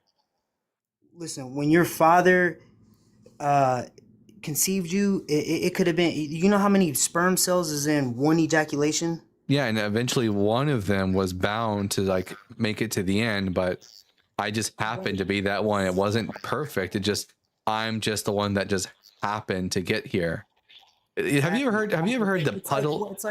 Have you ever heard the puddle? Have you ever heard Douglas Adams' puddle analogy? I have not. There's a pothole and it rains and the rain fills up the pothole, and one day the puddle becomes conscious and it goes, look at this hole that I'm in. It was made perfectly for me. But that's not true. It's not that the hole was made for the water. The water just conformed to the hole. Yes. Well, and that's what I'm kind of saying. Like the universe is full of chaos. Yep. And yeah, and there's things that happen to get created, like life, consciousness, and all that. Through natural That's why I processes. was like, right. So consciousness, or not consciousness, but energy was never created nor destroyed. Consciousness is energy. Therefore, it was never created nor destroyed. That means we was always here. We will. No, consciousness isn't just energy. Consciousness is specifically the functioning of the brain, like the firing of like synapses. Like if the brain doesn't exist, then the consciousness doesn't exist. The consciousness is what we call the functioning of the brain. You ever seen that? There's a movie, and I can't exactly remember exactly what movie it was. I think it had like, I can't remember the actor's name, but when you die, it's like there's like a 0.0001% body lift weight difference. Yeah, that's because of gases that exude from your body. It has nothing to do with the soul. That's already been debunked. From who? By scientists. Like we know that the reason why the body, those tiny 24 grams leave the body is because of gases that expel from a decomposing corpse. So you believe that your consciousness is just your brain? Yeah, it's my brain functioning. What about your sperm cell? Are those you like they're not conscious. They're not conscious, no, but they're alive. Sure, they're biological. My sperm are biological. That's just biology. So you're the same, and they're always going, I'll tell you. But what my point is that even before you were born, before you were conceived or anything, a sperm existed, but I'm not the sperm.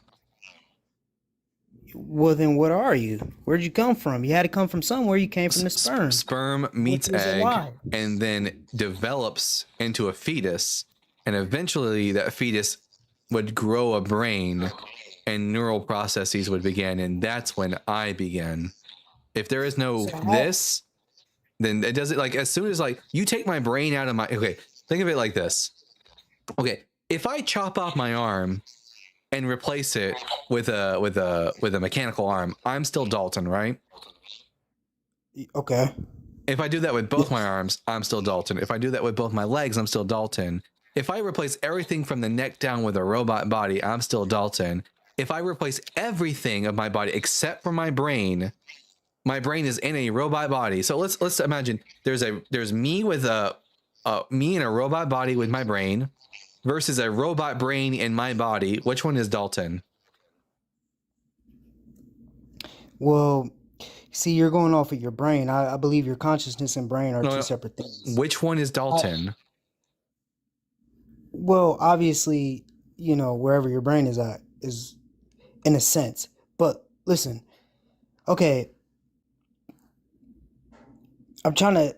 Okay, so when you were a sperm cell, right? Because at one point you were a sperm cell. There were parts of me that originally were sperm cell that would go on to make me. Right. But I'm also, and they're not conscious. I'm 23 chromosomes from my dad and 23 chromosomes from my mom. I'm also the egg. Well, no, the egg is just a carrier, but I get 23 chromosomes from my mother, right?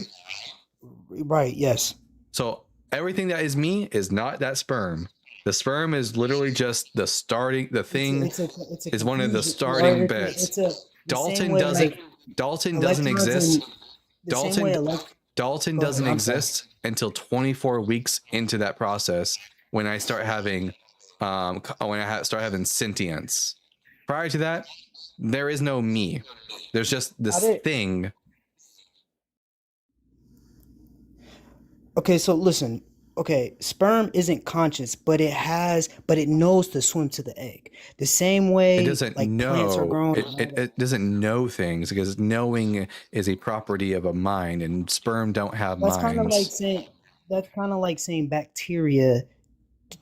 It doesn't have. They don't know things either. Levels. Well, they don't, but at the same time, we don't either because there's higher consciousness. No, we do know. We do know things because we have brains. To a sense, but there's people. Okay, we can't comprehend the same. In all senses of the word, no. the same way a bacteria can't comprehend how we understand things, the same way a higher being, we can't comprehend what they understand. Bacteria, that's because bacteria don't have brains and therefore can't know or think of anything. Okay, but you're not understanding what I'm saying. See, we humans have brains. We're a lower frequency of what's higher beyond us. Define frequency. Define the word frequency. Energy. Just listen, I'm not like super, like I said, I'm a poorly educated wise man. I'm not very intellectual, but I'm very wise. Here's in the future, don't use words like frequency in these conversations because you're going to get roasted, dude. Those words have, if I get roasted. It's all about learning. Those words don't have any meaning the way you're using them. A frequency is just the rate at which a thing vibrates, like a string. Exactly. If I take a string on a guitar, everything is the smallest thing isn't an atom. It goes down even smaller to protons, electrons, and it goes smaller down to Plancks, and then it goes even smaller down all the way to the fundamental of everything that's created in this universe is all made up of frequencies. Well, so no, we don't. String theory hasn't been confirmed yet. Well, nothing can ever be confirmed because that's the point. Things can be confirmed. Like how you said we have brains. Things things can be confirmed. It is confirmed that water is made up of 2 hydrogen, 1 oxygen. String theory, not confirmed.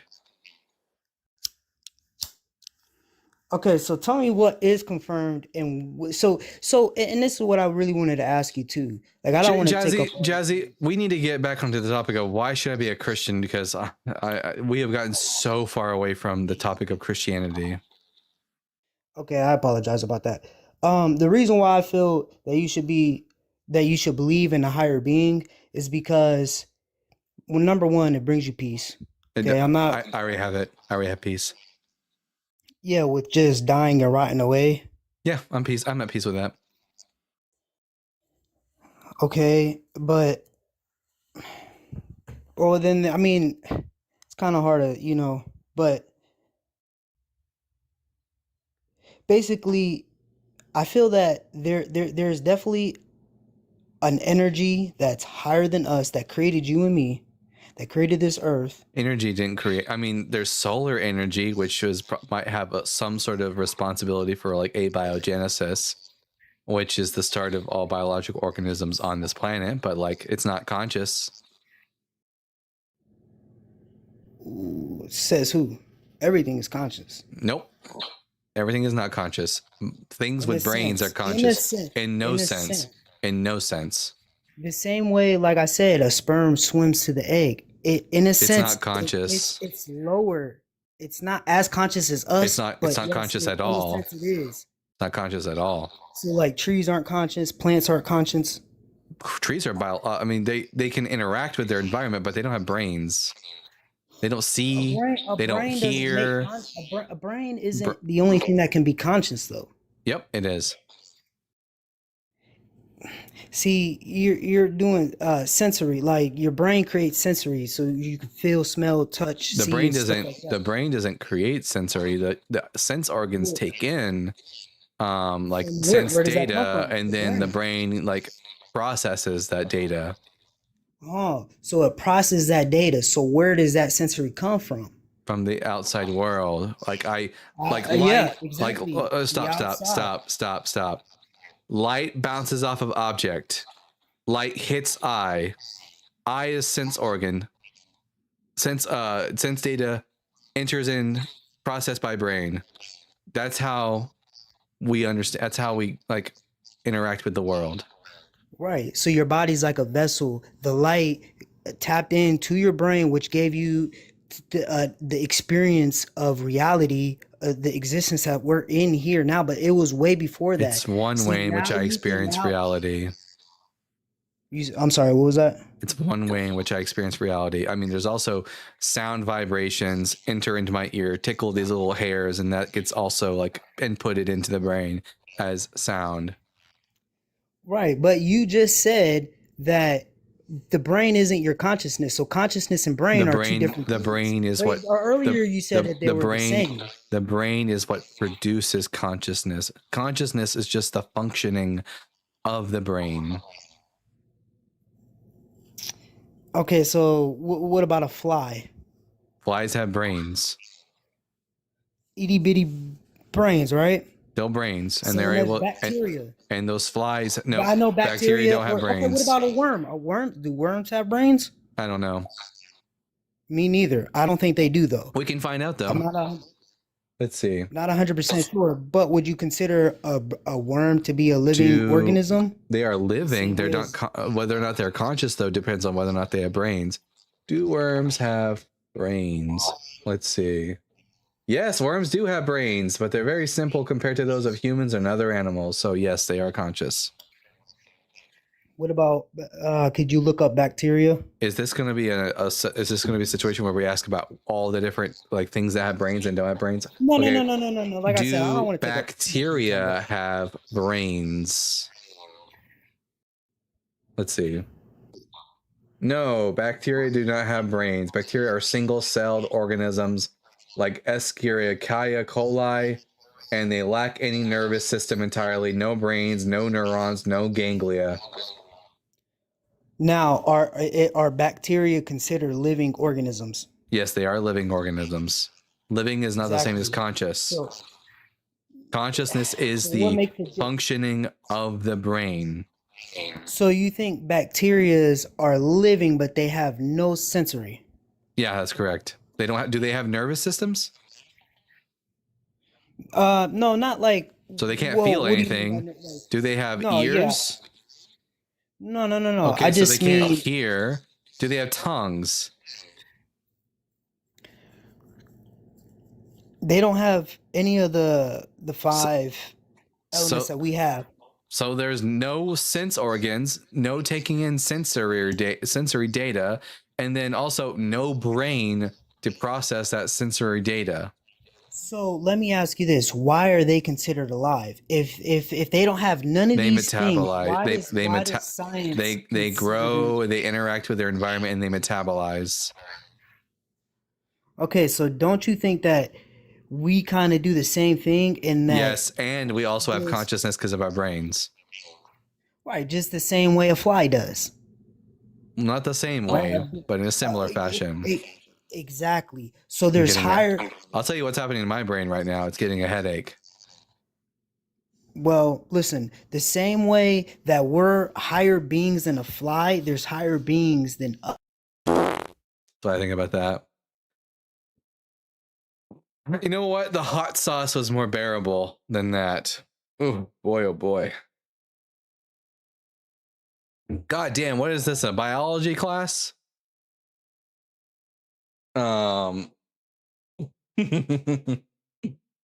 Hello, Lou. Good to see you there, bud. Gee whiz. Holy crap, brain irritation, actually insufferable. I hate when they use words like vibration and frequency. God, I fucking hate when woo-woo people bring up those words. Oh, God, Deepak. I feel like Deepak Chopra just crawled inside my ear. Consciousness starts with biology. I'm not even gonna entertain it. All to prove nothing. Yeah. Worm brains is a good topic. They never know what they're talking about. Yep. That's for show. It's Saturday for me. Me too. Deepak Chopra was on. Really? Was he? Woo. But don't ask him about it because he'll just give you some nonsense.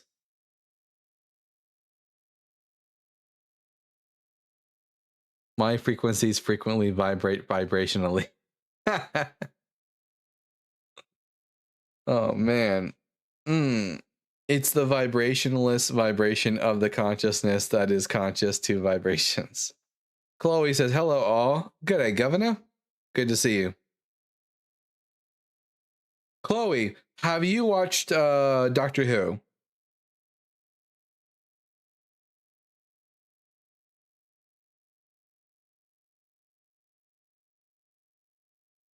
I love Doctor Who. I'm imagining Chopra on the witness stand and perpetually annoying the prosecutor. What if Jordan Peterson and Deepak Chopra fused together? Oh God, that would be that would be a monster. And now, oh God, now I have to do this thing. Wait a minute. I gotta find a picture of each of them now. Okay, Deepak Chopra. Okay, take this image of Deepak Chopra, copy, paste, and then take a picture of Jordan Peterson. Okay. Copy. Paste. Fuse these two men together to form one new man. Tupac Chopra. Apropos of nothing, my neighbor's chicken coop is on fire. Nice. Fried chicken.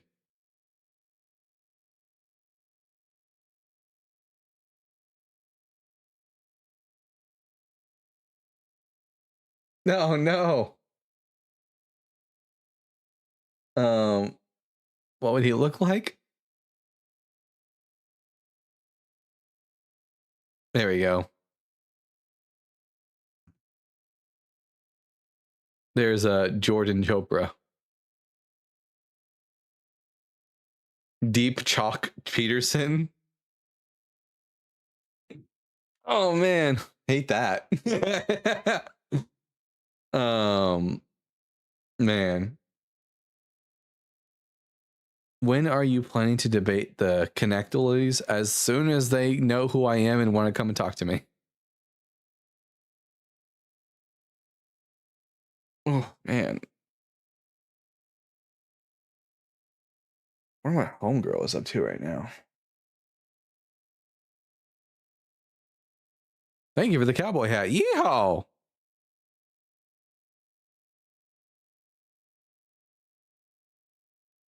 Oh, wait a minute. Is Lou getting caught up right now?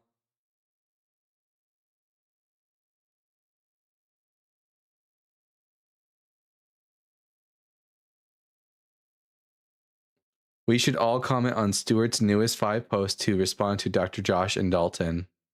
Okay, everyone, we're going to do a quick restart on TikTok. Yes, Lou. Yeah, I'll fill you in. And I'll see you all again in just a quick second, all right? All right.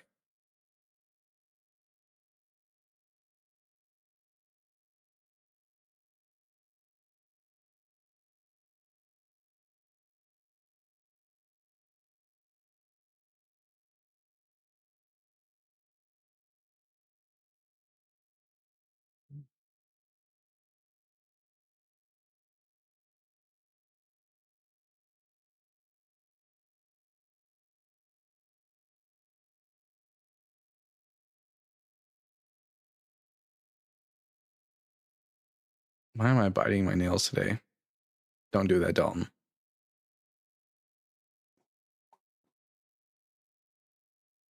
Does Jesus love cats? No, because he's dead. Therefore can't love anything. All right, we're going to talk to Gonzo Bagan. Gonzo, I'm going to ask you 3 preliminary questions and then we'll get to the conversation. Are you at least 18 years old? Yeah. And what pronouns do you go by? Yeah. And are you a Christian? No, but I did have a question for you. Yeah, sure. What's your question, bud? You ever thought about like coming on your feet and using them between part of your toes to like jerk off and cum all over your toes? Nope, not yet, but I will I'll put it into consideration. I jerk off. So anyways. What the fuck? Anyways.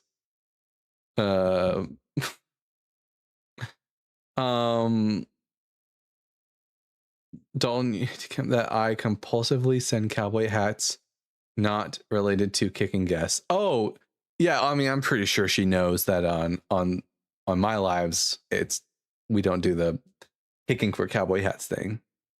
I'm sure she's aware of that. Did you like that, Daddy? What?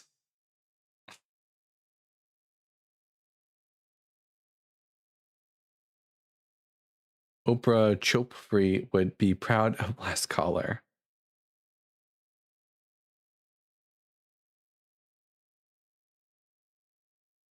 Lou, why don't you come on up?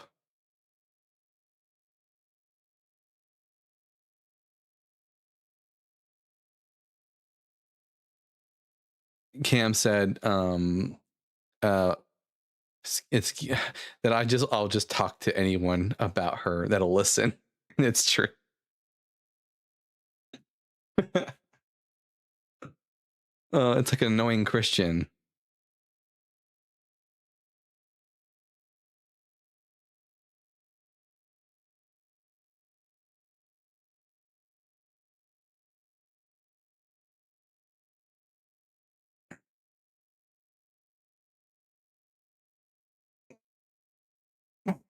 Thank you, Lathe.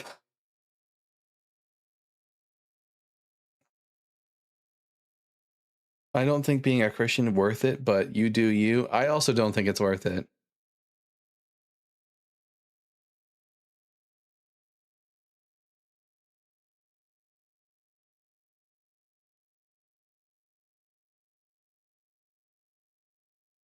Kentucky Derby in an hour.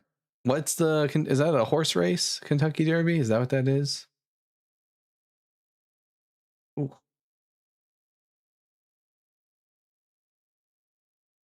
Yeah, so Lou, I guess I'll catch you up. I met somebody a couple weeks ago, and we're just in the talking stage right now, but like she's fantastic. She's just perfect is all it is.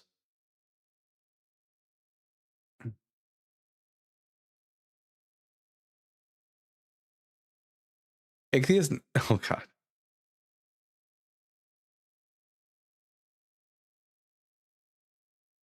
W. Dalton and somebody.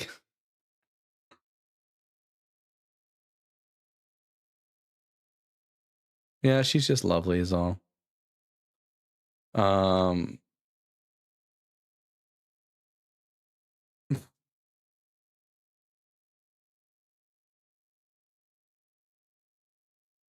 Where did you meet? On TikTok. I was just what's the name? Her name's Cam. I was just scrolling. I was just scrolling on TikTok and I came across her live. And then I commented and she knew who I was, so you know, I knew that was my end.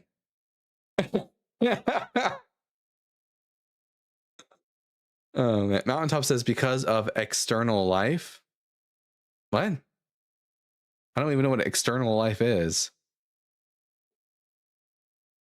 Speaking of which, everyone, make sure that you are following Cam at Aragorn Lover on TikTok. Much appreciated. I'm trying to up her account. Any IRL getting together? That is the plan. In like a month. I'm going to fly out to California.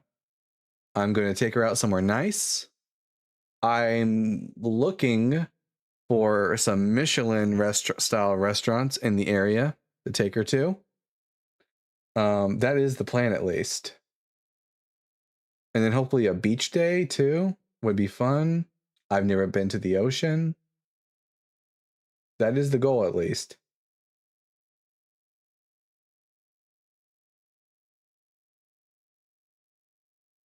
Deconstruction in that profit is that deconstruction is that profitable?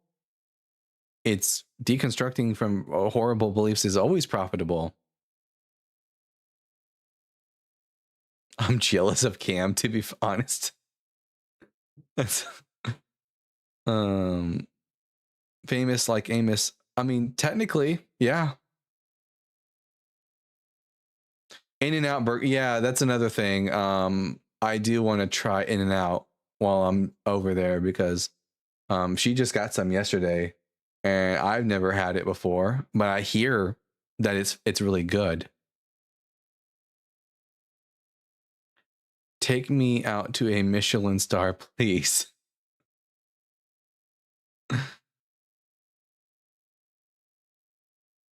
I do want to try In-N-Out while I'm Lathe. God damn, Lathe.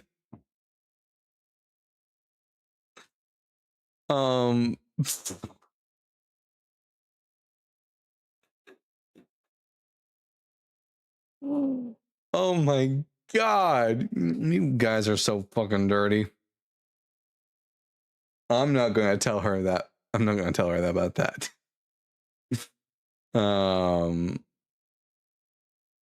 Anyways. Hell yeah, Lou. I've never even been to a Michelin star restaurant before. She's probably watching. She might be. She might be. That's always possible. If she is, I mean, Chloe's here. So Chloe's her friend. Chloe heard the joke.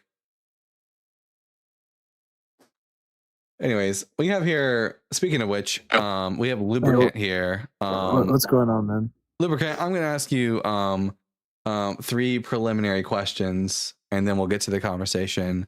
Are you at least 18 years old? Yeah, I am. And what pronouns do you go by? He, him. And are you a Christian? Yeah, I am. All right, Lou, why should I be a Christian? Okay, I think if God exists, then Christianity best captures what that God would entail, and then premise 2 would just be that God exists. So, wait a minute. Premise 1 was, what was premise 1? If God exists, then Christianity best captures God's traits, and then premise 2 is that God does exist. Therefore, Christianity would best capture God's traits. Okay. And then from there, you'd say, okay, if Christianity best captures God's traits, Christianity is true, and then affirm antecedent. Why should I believe that there's a God? Yeah, I can lay out the argument for you. Sure. Is this going to be a philosophical argument? I mean, it's like an inference. I don't know if that means anything. Like I'm making an inference which is like technically philosophy, but it's like basic inferences. All right. So I have here what's called the Philbro rulebook for anyone who makes philosophy arguments, because my audience hates Philbros and stuff like that. So the 5 rules of the Philbro timer are: you must talk at a measured pace. If you use technical jargon, that jargon must be explained. Because number 3, explain to me like I'm your grandmother, because I am not the philosophy guy. 4, your goal in this debate must be to persuade me, not to win a debate. And 5 is you have 5 minutes. Do you do you agree with the rules of the Philbro rulebook? Yeah, that's fine. All right. Why should I believe there's a God? Okay, so premise 1 is just going to be if maximal epistemic actuality, which I'll explain that term in a second, is possible, then there exists some existentially logically possible world where maximal epistemic actuality is instantiated, which just means that if there exists no contradiction in the concept of like all-knowingness, then there exists some logically possible world where all-knowingness is instantiated. Do you sign off on that? If it's not impossible for all-knowing being to exist, then an all-knowing being must exist? In some logically possible world, not necessarily this one. No. Just because you can conceive of the idea of something being all-knowing doesn't mean that it actually does exist. Do you accept like model theory or no? I don't know what that means. We talk about the Bible on this channel. It talks about like existential logically possible worlds, and then those logically possible worlds accessibility. Okay, so for something to exist in a logically possible world just means for it to not have a contradiction. So like if you say like I have a blanket, right? That's not impossible. So there exists some logically possible world where that proposition is true. That you have a blanket? Yeah. Sure, it's always possible that you could have a blanket. Okay, and you agree that it's possible that an all-knowing being exists, right? don't know if it's possible. Like, I think knowing is something that I think it's knowing is something that brains do. And I don't know if it's possible for brains to ever have all knowledge. Well, I can raise the probability of all knowingness not being impossible if you'd like. Sure. Can something know things without a brain? Well, yeah, I think that's probably fine. Why should I think that's true? Because it's not impossible. So, like, no, wait, what? Demonstrate that it is possible. I don't even know. Oh, I don't, yeah. I don't So know. what I we don't could know do- if it. I don't even know if it's possible for someone to know Well- anything without a brain. Okay, yeah. So if we take like the given proposition that's in contention, okay. So why is all knowingness like possible? Okay, well we could take the proposition all knowingness is impossible, and we could take that as a postulate, and then after we take that proposition as a postulate, we could just place like a no-seum inference or even like an Occam's razor example, where we just see that like what can be dismissed without it, or what can I be knew it. One of affirmed those without words. evidence can be dismissed without evidence. I knew what one of those words meant. Occam's razor. So why should I think it's possible for something to be able to know things without having a brain? Yeah, because the contrary position you could just place a no-seum inference or an Occam's razor example on, and then it would be dismissed. Would you like to explain what that even means? Yeah. So take the proposition that, quote, you need a brain in order to know things. Okay. If you take that proposition, you could just say, well, what's the argument for that proposition? Well, we could run through that. And then you see, well, you could place a no-seum inference because there's no evidence counting in favor of that proposition. What's a no-seum inference? Like just what it sounds like no-seum, like you don't see a reason to accept it, so you shouldn't, or you don't see a purple unicorn behind you, so you have reason to accept that there's not a purple unicorn behind you. The only things that know things in my world are things that have brains. Yeah, but then I could just place the no-seum inference on that proposition, and you end up seeing that there's probably no evidence counting in favor of it, unless you can raise the probability, because I already lower it. Nothing in favor of what? In favor of the proposition that knowledge necessitates a brain. Yeah, because I mean, knowledge is about like acquiring information in your brain, and like in order, I don't. Well, no, okay, that's begging. How does one? That's question begging. Could you explain the mechanism by which one acquires knowledge without having a brain to like input that information? Oh, I don't think it has to be in my explanatory power to say that it's possible. I don't think I have to explain how it would work just to say it's possible. Every single other example I have of things that know things have brains. So like, if you're suggesting now that there's a way of knowing things without brains, I need to know how that's even possible. Well, just because you haven't seen a case where a thing thinks without a brain doesn't mean that it's impossible. Sure, but I wouldn't be justified in thinking that it's like a real thing until you can demonstrate it. No, I never said it was a real thing. I just said it was possible. That's the claim I made. I don't know if it's possible. But the reason it would be possible is because there's no entailment of a contradiction. If there's no contradiction, it's logically possible. It's. I don't think the only way it would be possible is if you could demonstrate a mechanism by which things without brains could know things. No, that doesn't follow at all. Well, that's the end of the 5 minutes. We didn't get any bit closer to believing in God, but Lubricant, maybe give it a try next time. Anyways. Hi, Chloe. I feel like they'd go further without the Philbroing, maybe. That's why it's why if I don't have someone like Six up here, that's why I bring up the Philbro timer. It's honestly so just long and annoying, and yeah. Lou, this is not Cam. This is Chloe. I am Cam's friend now.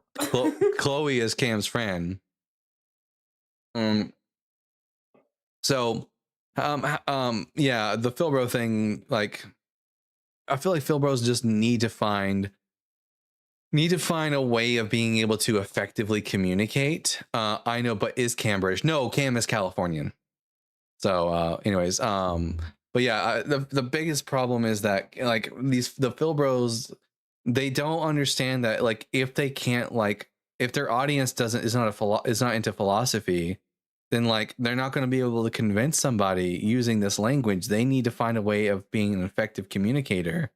Like I shouldn't have to take all these classes to come to a knowledge that God exists. They should be able to just give me a good reason without all the nonsense. Phil bro, just say you have a knowledge gap. Yeah, dude, I've never claimed to be a philosopher. So like, we talk about the Bible here. It's like, Sahi, if you want to explain to non-philosophers that your God exists, you need to get better, be a better communicator. Like, stop trying to blame other people for not like knowing philosophy. Like, if you're a good enough philosopher, you should be able to take these complex ideas and then bring them down to our level in order to communicate them. Otherwise, like, you don't really know what you're talking about.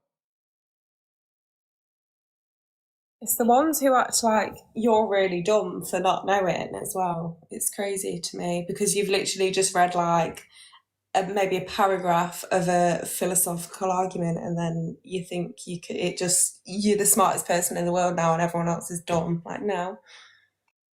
Yeah, I'm not quite convinced that Phil Bros really do know philosophy, because every time I have someone up who actually knows philosophy, like Sticks ends up like absolutely demolishing them in these conversations, which leads me to believe that these guys are just performing like as if they are philosophically adept. Yeah, it's given going on to Chat GPT and typing, give me a philosophical argument in favor of God. Like, come on, seriously. Yeah, as Crisscross says, they have scripts, and like those scripts don't work on people like me, because like I'm sitting here and I'm like they just assume that, like, they talk about an all-knowing being. Well, as far as I know, the only people who know things are people who have brains, and I don't think it's quite possible for a brain to have all knowledge. It would have to, like, how big would the brain have to be in order to store all that knowledge? And there's a whole bunch of different things that they need to like get through before they can convince me of their proposition.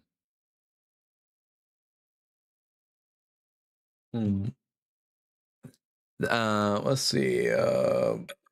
Sorry, I'll be back in 1 second. My abortion just woke up screaming that there's a massive spider, so I've got to go deal with that. 1 sec. Absolutely, dude. Last night on DZ had bad script. Who? I wasn't there for the whole thing. Grimjug says, because I want to see ya in heaven, brother. Well, Grimjug, you need to accept Thor and die a warrior's death, because I want to see you in Valhalla, brother. See how much of a not really of a good reason that is? This color looks horrible. Fix that a little bit. There we go. Thor is a fallen angel to though, my man. No, Jesus is actually just Loki, and Yahweh is just Loki in disguise, tricking you.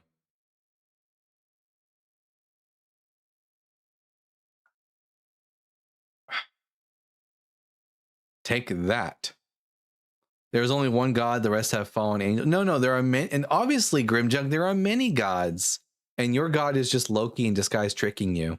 Prove me wrong.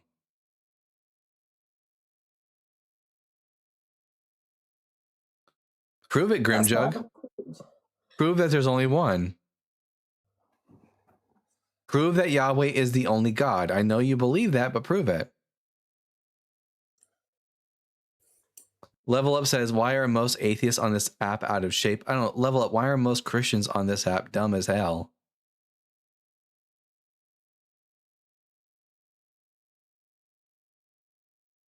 Breath. That's how? Wow, what a... Yeah, actually, here's my rebuttal to that. The reason we know that the gods of Norse mythology are true and Yahweh isn't, because breath. That's my response. LMFAO, have they met Zach? Zach who? It's because we have more money than Christians, so we can eat more. Wow, fuck. Why do y'all gotta talk trash to each other and not just get along? I get along with lots of people. Zach Laser? Who's that?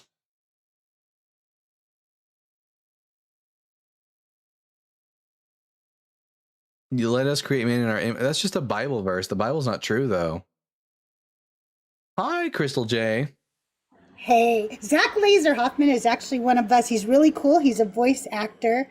And I have a fun little story about him. He used to come on a live that I co-hosted with somebody I don't talk about anymore because we found out he wasn't a good person. But anyway, and when he used to come on our show, he came on and argued with us. He was a Christian, and he came up with every argument you can imagine. But he eventually deconstructed and came back and told us, like, hey, you guys actually really helped me. And I'm sorry I fought so hard, but I think it's just because I was at the end of, you know how, like, when your back gets pushed against the wall with They're following me. the cognitive dissonance. Yeah, they're very cool. You will really like them. And he's very fit, but he wasn't always. He was very overweight, and he started working on that, and he's very fit now, but he would never body shame anybody like the Christians down there. Oh yeah, the Christians down there have to body shame because they have no like good arguments for their religion. So the only thing they can point to is my sexy bod. But like, you know, hey, I mean, sucks for you, level up. I mean, I don't care if you call me fat. No one can tell me shit this week. Or any week from now on out. Guys, I'm set. Zach also saved my kittens from a house fire.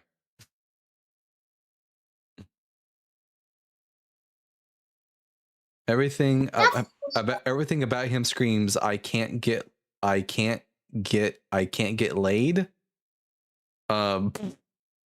Whatever you say, bud. I think between the two of us, you're probably the unfuckable.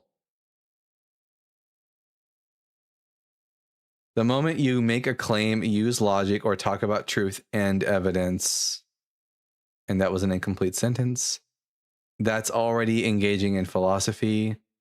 Yeah, and?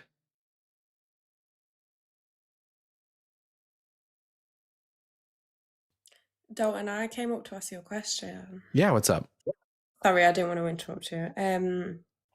So I was searching earlier, just, you know, as you do, Bible verses that degrade women. Not hard to find. I could open a page and get it, but one that I've never actually heard, that I want you to talk about, Leviticus 15:19-24. All right, let's pull it up. Let's see. It says it describes menstruation as a state of impurity. Anything a woman touches whilst is considered unclean.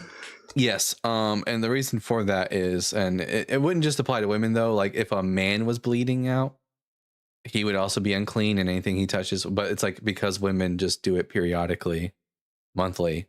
That's so the reason is because in Jewish Israelite thought, blood is like the source of life in the body. That the life is found in the blood. So like blood leaving the body is like life leaving the body. In other words, like death is creeping in and death is unclean. So if a person is bleeding, it renders them, it doesn't mean they're sinners. It just means that they are ritually unclean, that they can't like go to the temple and perform certain like ordinances and stuff like that. But being unclean in the Israelite worldview isn't the same as being a sinner. You can be a righteous person, like a perfectly righteous person, but still become unclean. So I can't use that for debate's sake. I think that there's a lot better stuff out there than that one. Because like I do have a lot, but that one was just like, let me just ask just in case. Because if a man bleeds out, like if you cut his arm and he starts bleeding, then he's also becomes ritually impure. I do think it does prove, though, that the God of the universe didn't really understand menstrual cycles and that it wasn't life leaving us. Yeah, that's true. Yeah, that's just because ancient Israelites noticed that if you let someone bleed out long enough, they died. So they thought, oh, the life must be in the blood. So just, you know, very simple ancient peoples not understanding necessarily to the full extent how biology worked. Yeah. What actually is the context of that particular part? Because, I mean, I don't know. What? what's the context of that bit of the verse? Most people in the ancient world thought that life was in blood. That is why there's blood pacts, and in almost every ancient religion, blood is considered to be the life force because we just thought that's what kept us alive solely, you know? So that's really the context. It's just ancient belief. Oh. Yeah. Real quick, I've been drinking a lot of water, so I'm just going to take a quick little break, but you gals just have fun amongst yourselves. I could do a commercial, but I won't do it with your voice, Chloe, because I can't really do your voice. I just butcher you every time. But I love your accent so much. I just wish I talked like you. But you guys, start tapping the screen. Let's get the Bible guy to 10,000 likes by the time he's done using the restroom. Can we do that? And he's only at 11 shares. If we don't get him up to 100 shares, they don't push him out into the algorithm. Plus, make sure you send him his heart, the heart meme, and then you go up and you collect your daily points, comment, share, then go up and right next to his name, hit that heart and collect all your points. That boosts him in the daily rankings. Everything you do helps get him more people in here to talk to him, have the great conversations you love.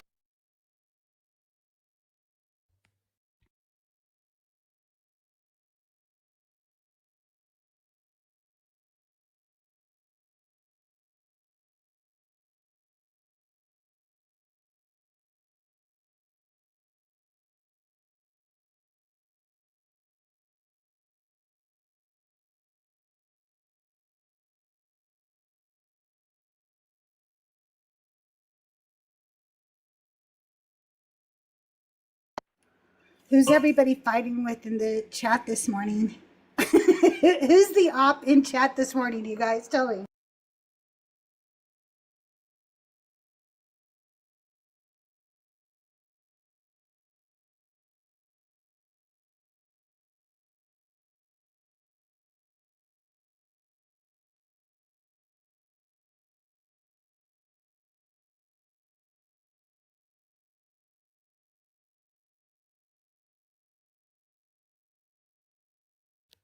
Oh no, he's back. Don't tell him we ruined the live. You've got a warning.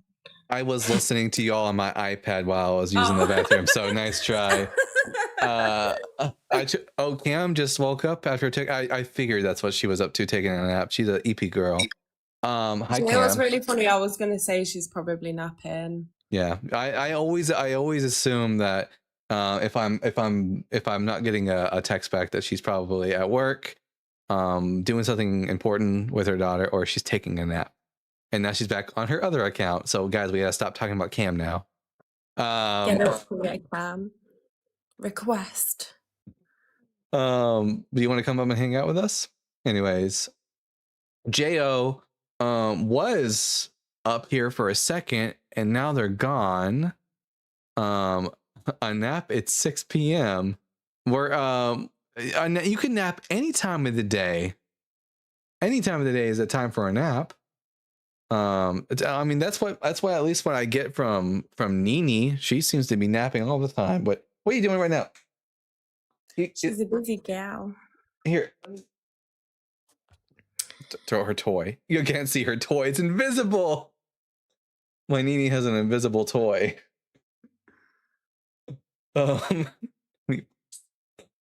Take that.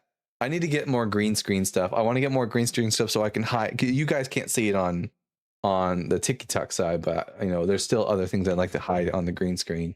But we got here Jo. Jo, I'm going to ask you 3 preliminary questions and then we'll get to the conversation. Are you at least 18? Yes. And what pronouns do you go by? He, him. And are you a Christian? I believe I study what I believe is true Christianity. I don't believe that Christianity ever became a religion. Only Judeo-Christianity did. Okay, so that was a yes. Okay, so why should I be a Christian? Well, I think if you if you go back, I think all the churches have been corrupted for the past 500 years. Yeah, I don't want to talk about the churches. I just want to talk about why should I be a Christian. Well, I believe that So I say to be a Christian. Well, I would say that the reason that I did was to study. I was seeking the truth my whole life, and I knew that I was raised in a bunch of BS and hypocrisy. And it wasn't until I studied, every theology in my entire life and philosophy, and it wasn't until I got into the real deep stuff, a lot of books people haven't heard of that are very old, that really convinced me after I'd studied science. Why should I think that whatever it is you believe is true? I think that you should look at the information and just prove it to yourself. Okay, what information? Present us that information. It's a lot of information to try to just present. I can tell you where. Is there a God in your version of Christianity? There's a field, information, like an energetic field. They don't call it God. They don't. The word God came from the word good, which was shortened from all good. That's what they used. That's what I think about. No, I dropped him because fuck that. It's so annoying when they're like, "No, I'm not a Christian, but I do believe in the Christian God." I just don't think that they sound really dumb. Almost every goddamn guest I have come up goes, "Oh no, I don't believe in the Christianity of the world, but I believe in the true Christianity," and they all fucking disagree with each other. God damn. So hopefully we can get an actual Christian to come up then and talk to us, because that was some bullshit. The level up says the overweight atheist incel show. Incel? I'm not celibate, dude. Not in the least bit. I'm not the unfuckable here. That's you, level up. Nice try though. You don't have to be a Christian to believe in God. I know, but I didn't ask why should I be a deist. Yet to the Bible says specifically not to learn on your own interpretation, right? And that's all they do. He is projecting hard. I agree, Jaden. I'd kiss Dalton and I don't even lean that way, said Cognitive Capuchin. There you go. See? Paul was the ultimate incel. Don't forget, everyone, we're no longer calling them incels. They're now called the unfuckables. We're rebranding them. So you're saying if I believe in the Christian God, I have to be a Christian? Yes. That's what happens if you believe in the Christian God. They all think their denomination has the Holy Spirit on their side and no other. That is true. Even demons believe and talk about God, huh? No, they don't, because demons don't exist. It just shows that they're so embarrassed to be called a Christian, even though you are. Does that not just say it all? I think we should all stop debating religion and just teaching what's in the books. Nah, I'm gonna keep debating religion. Also, what books? Yeah, that was a bit vague. Mark Twain? Treasure Planet? Wait, you believe in Jesus? No. God of the Bible, but I'm Catholic. Does that count? Yeah, Catholics are Christians.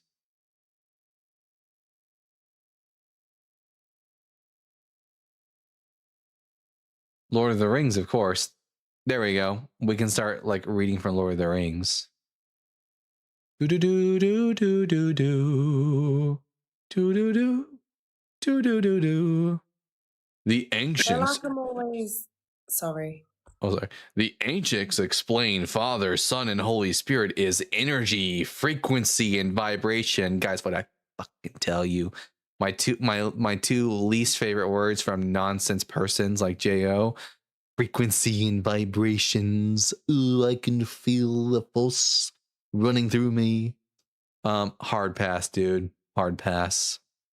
For everyone who wasn't here earlier, let me show you my impression of Yoda when he dies.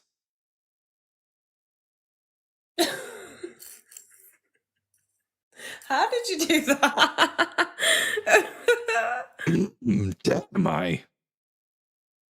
Anyways, thank you for the cowboy hat. Yeehaw.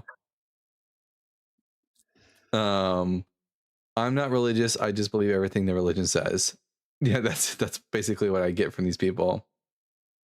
Oh, okay. So you don't believe in God and you want to be Christian? I don't want to, but like if it's true. If it's true, then yeah, I want to know about it. But if it's not true, then I'm, not going to believe it. But the question is, can you provide us with a good reason why I should become a Christian? I feel like I'm always intruding your lives, but I'm here to learn and also to ask questions when they pop into my head. And yeah, you can kick me if you want, but You're fine. Sayadina Alice says, praise Eru Iluvatar and his incarnation, Tom Bombadil. Is Tom Bombadil supposed to be the incarnation of Eru Iluvatar? I thought he was just another one of the Maiar.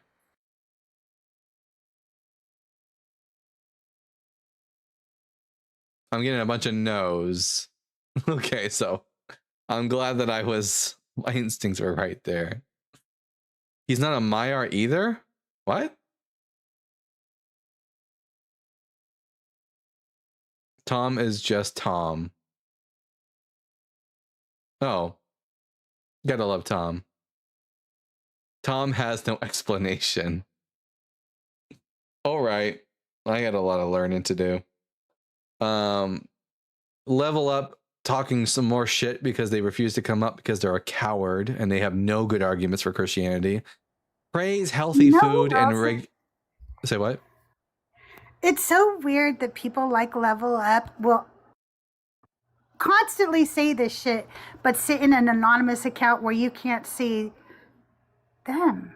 Yeah. So that he's obviously ashamed of his own looks, his own body, and he's just projecting it out in the chat because anybody who is secure in themselves would use their own profile picture, would not be set on private.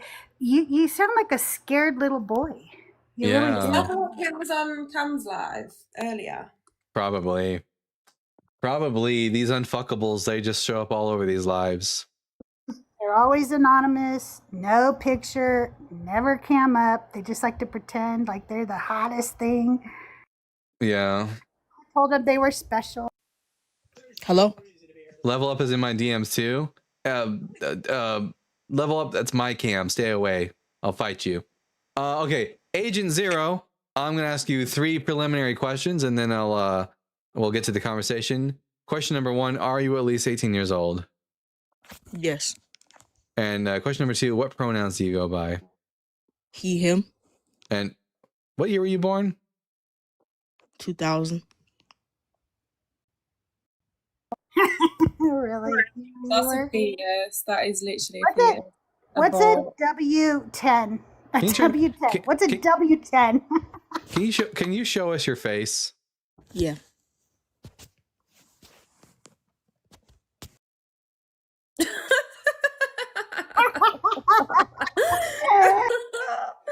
Great. Got like I'm using W4, but I forgot the number. Kids, listen. We can tell when your balls haven't dropped. Okay? I can hear it. You're not gonna fool anyone. Oh, gee whiz. Is Level Up still crashing out in the comment section?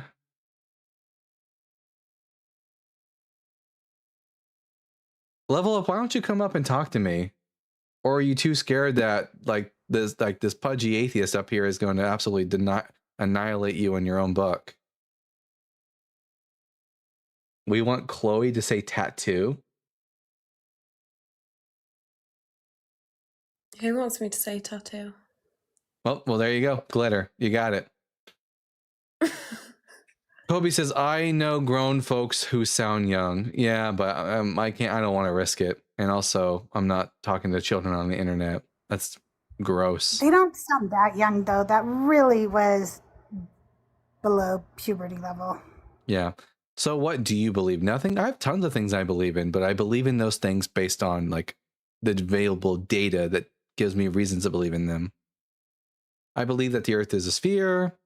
I believe that gravity exists. I believe that I am a Caucasian man. I believe that I am sitting on a leather couch. And I believe I am not wearing any underwear right now. Facts. Yeah, all demonstrated. I believe in Gork and Mork and the ontological mushroom, said Katie and Dirtbag. Hey, Katie and Dirtbag, good to see you here. What do you believe about creation? That there isn't one. Oh no, a leather chair. Yeah, guys, this thing. The reason why someone said, "Why are you sitting in a lawyer's chair?" Because I've got objections. Okay. I love that. Great. Lay down the law. Don't bother throwing pearls to swine. Just move on. Yeah, Jo, take your own advice. Move the fuck on, dude. Again, why don't they finish the rest of that verse? Jo, do you know the rest of the verse? It says, don't throw your pearls before swine, lest you be trampled. You're scared that he's going to trample all over you. You are so freaking scared. And they never say the rest of the verse because the rest of the verse tells you what they're scared of. How are you created if you don't believe in creation? I wasn't like, I guess in a way I'm created in that my parents fucked one night. So, but that doesn't mean the universe was created. Petey, you don't have to use all caps to talk to people unless you're 80 and can't see your own text, okay? How did it Stop start? with all the caps. How did what start? The universe? It didn't. It's always existed.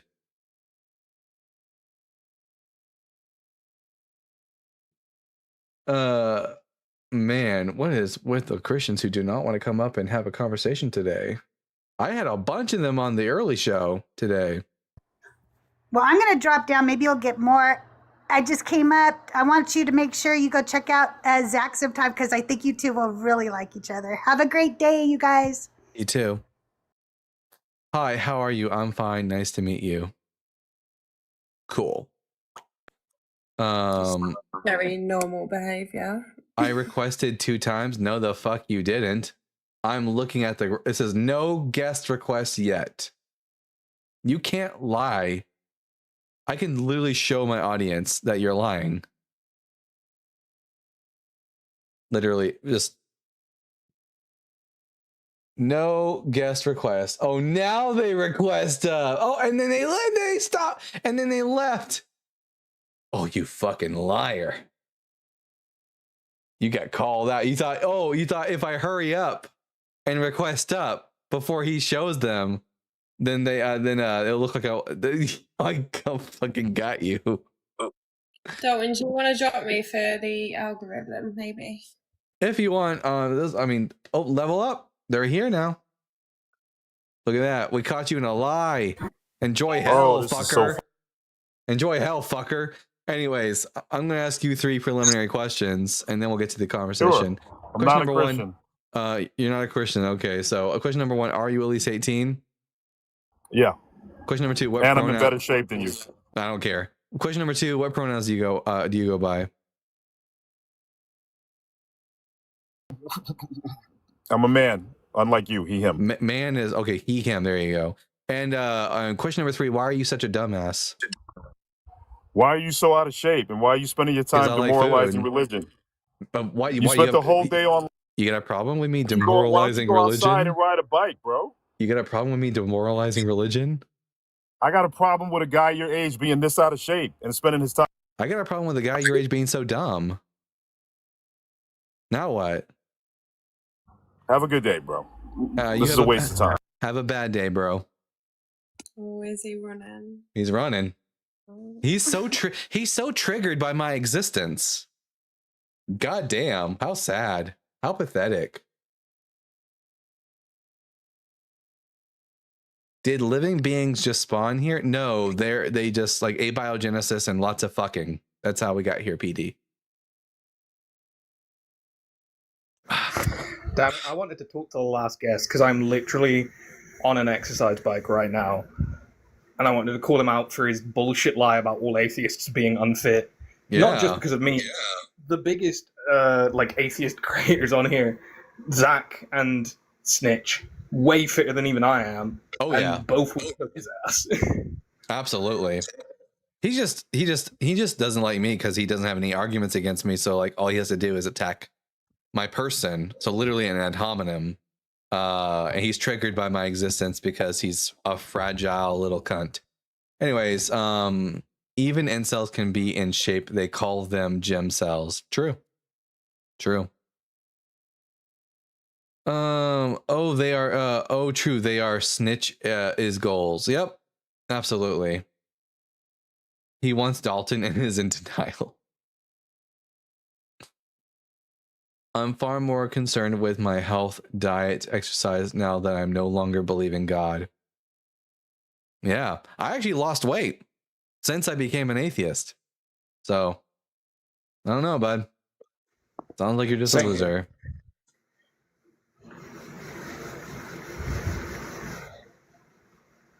Let's see. So if anything, God was making me fat. So, fuck God.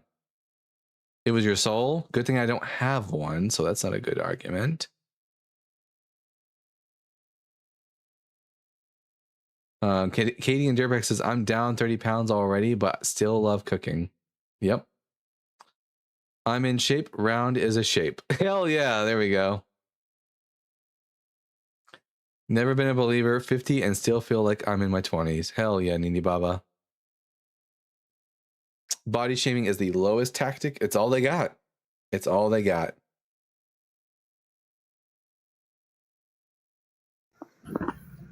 Oh god, PD's also a moon landing denier.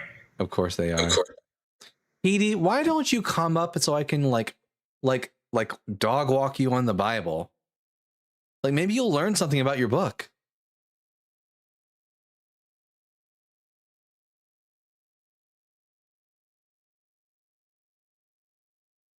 And then God created the earth. I'm the same shape as the earth, therefore God created me. PD says, why do you want to dog walk me? I think you just need to be taken down a couple pegs, bud.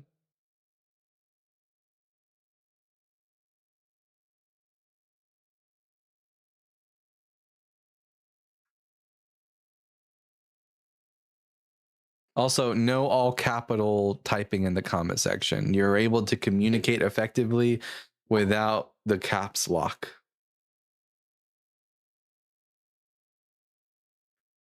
I'll still believe in what I believe just as you guys. I don't force beliefs on anybody. PD, what I heard from that is when I'm presented with new information, I tell new information, hey, you, fuck off. And then I continue in my ignorance. I don't do that. Cam, you have special permissions.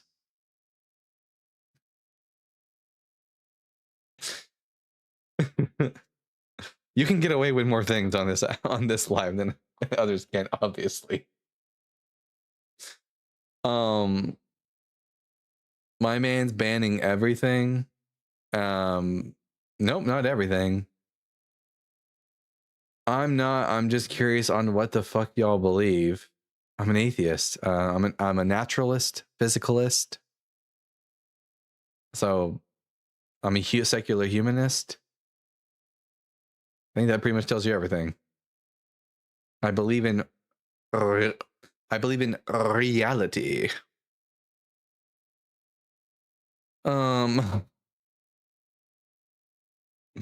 All right, we have here Tuski.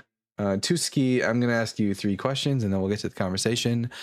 Are you at least 18 years old? Gotta do it. Yes, I am.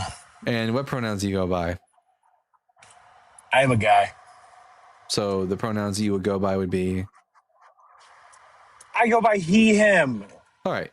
And are you a Christian? Yeah, man. Yes, I am, but not really like down to. I want to know what specific event took you away from your faith, man. Oh yeah. Real simple. I read this book, and when I read this book, it became very obvious that it wasn't true, and that's when I ceased to be a Christian. Because of this damn thing. Man, why'd you have to Right. ruin it for me? Understandable. But you could also say that you're honestly kind of indirectly working against yourself How? because you as a former Christian, you know the scripture and it says the Lord will not come back until all eyes have seen and ears have heard. And you're spreading the good news, man. You're telling these people scriptures and everything like that. It also says that he would come back before that generation passed. So whoop-de-doo. I don't think he's ever coming back. I mean, that's good. I mean, okay, that's good. That's cool. I mean, I'm not gonna bash your beliefs or anything like that. I'm just saying you're kind of you as a former Christian, my guy. You know what scripture I'm talking about. And then I've been listening all day today, and the whole with Mosaic law and everything like that, the law of Moses. I know you like to get into that, but I don't know if you saw me spamming today, but I was spamming John chapter 1, verse 17, that says that the law came with Moses, right? Yeah, and grace and truth came with Jesus Christ. Yeah. Grace and truth, right? Does that came through Jesus Christ. So whenever Jesus in Matthew, your favorite verse that you like to tell all the Christians that come up here, when he says to observe the law of Moses. The law of Moses, one of the laws was to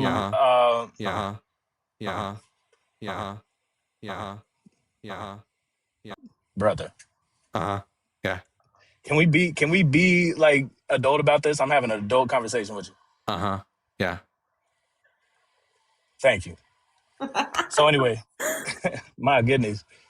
So the law of Moses also introduces sacrifice, right? So no, it was there prior. Yes, it does. No, Abraham offered sacrifices. So the law of Moses still included sacrifice. Yeah, that would be accurate. Not introduce them. Not introduced. That's why I didn't mean introduce, but included sacrifice. So when we go and see that Jesus went onto the cross, he was a sacrificial lamb. He was the ultimate sacrifice. So when you're saying that,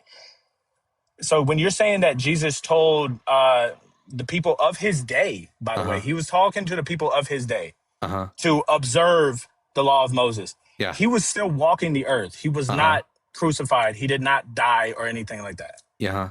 So he wasn't talking. What did he say in Matthew 28 after, just as he's about to resurrect, ascend into heaven?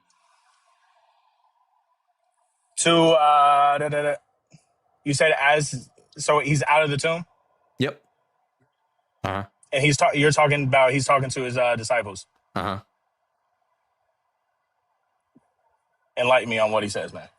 Go into all nations, baptizing them in the name of the Father, the Son, and the Holy Spirit. Right. Teaching them to observe all that I have commanded you.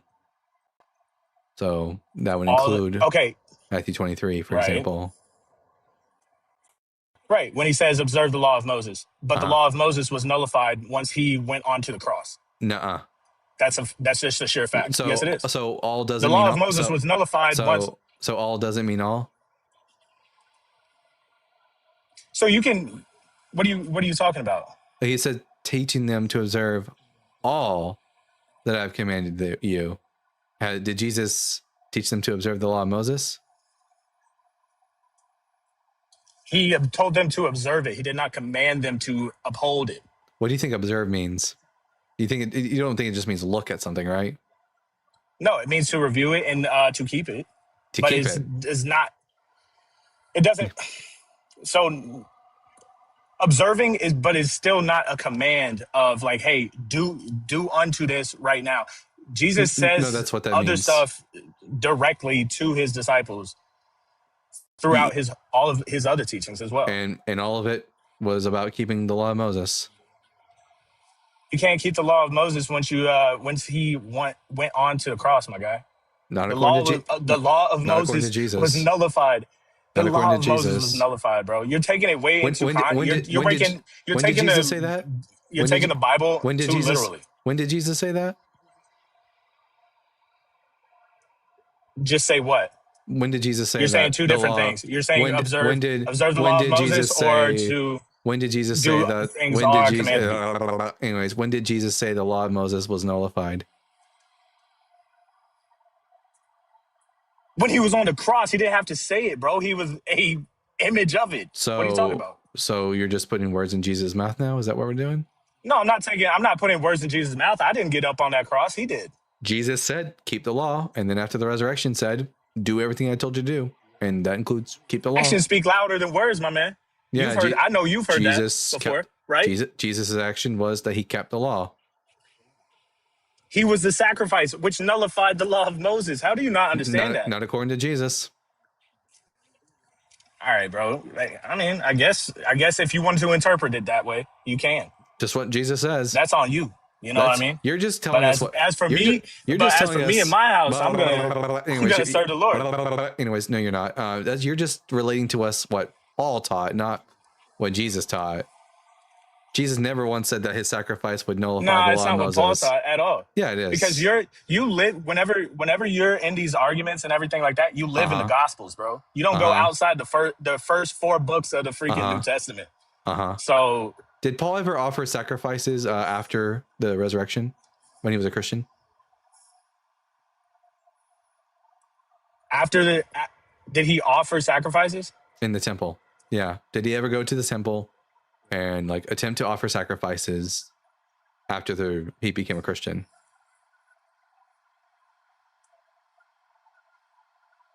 So Paul wasn't a Christian, he was a disciple of Christ. No, he was a Christian. You know that, right? He was a follower of Christ. Yeah. According to the a follower of Christ and a Christian are 2 different things. No. Okay. What is the word Christian? I hope you know that. Yes. What's the Bible describes the Bible characterizes a disciple of Christ. It does not characterize a Christian. You're not gonna throw me off with this soundboard, bro. I'm way too mentally prepared for this. Anyways, what is the etymology of the word? I'm dumb, my guy. You don't even know how to have a freaking. You're dumb? Yes, you are. You definitely are dumb. What is the etymology of the word Christian? Tell us, what is that word? Done, my guy. I said I'm done, my guy. Do you not know how to? Yes, I agree. You're dumb. Now, what is the etymology of the word Christian? Where does that word come from? Tell us. If you're so wise. Oh, look at that silence. So good. So good. Anyways, if you don't tell us what the etymology of the word Christian is, I'll just do it and you won't be happy about it. Come on. You can do it. What is the etymology? The word Christian. He's so mentally prepared that he's mentally talking to himself because he doesn't know what a mute button is. Oh, there he goes. He got it. What's the etymology? Well, of the you word understand Christian? Unchanted, whatever your name is, bro. You understand I get muted off of him. Anyways, could you tell us what the etymology? Yeah, could you tell us what the word just got muted again? I'm done with this. You guys don't know how to have. You're done with this. I get it. You're very dumb with this. Anyways, what is the etymology? You don't of the know how Christian? to have a Christian. I don't know how to have a Christian. You don't know how to have an adult You don't know how to have adult conversation. You're 29 years old and don't know how to be 29 years old, don't know how to be 29 years old and don't 29 years old. Yeah, well, I'm 30, but you know. Anyways. It says 1996. So it says 1996. Yeah. You could be 29 or 30, bro. It doesn't matter. Yeah. So anyway, you're wasting away on. You're wasting away on your couch. Do something with your life. Like he said do something with your life. Melting away in your melting? I'm actually quite cool right now. Not even sweating. You just like the raised bay people. I love I'm not gonna lie, I feel like I'm melting right now. I've been on this damn bike too long. I love the guy who has an imaginary friend telling me to be more mature. Interesting. Anyways, so I guess since Tuski is self-admittedly too dumb to tell us, everyone, the word Christian comes from the Greek Christianos and means follower of Christ. So when Tuski said follower of Christ and Christian are not the same thing, that the The lie detector determined that that was a lie. Anyways, now what? Are you driving? You bet your sweet cheeks I can drive and have a conversation, but you can't.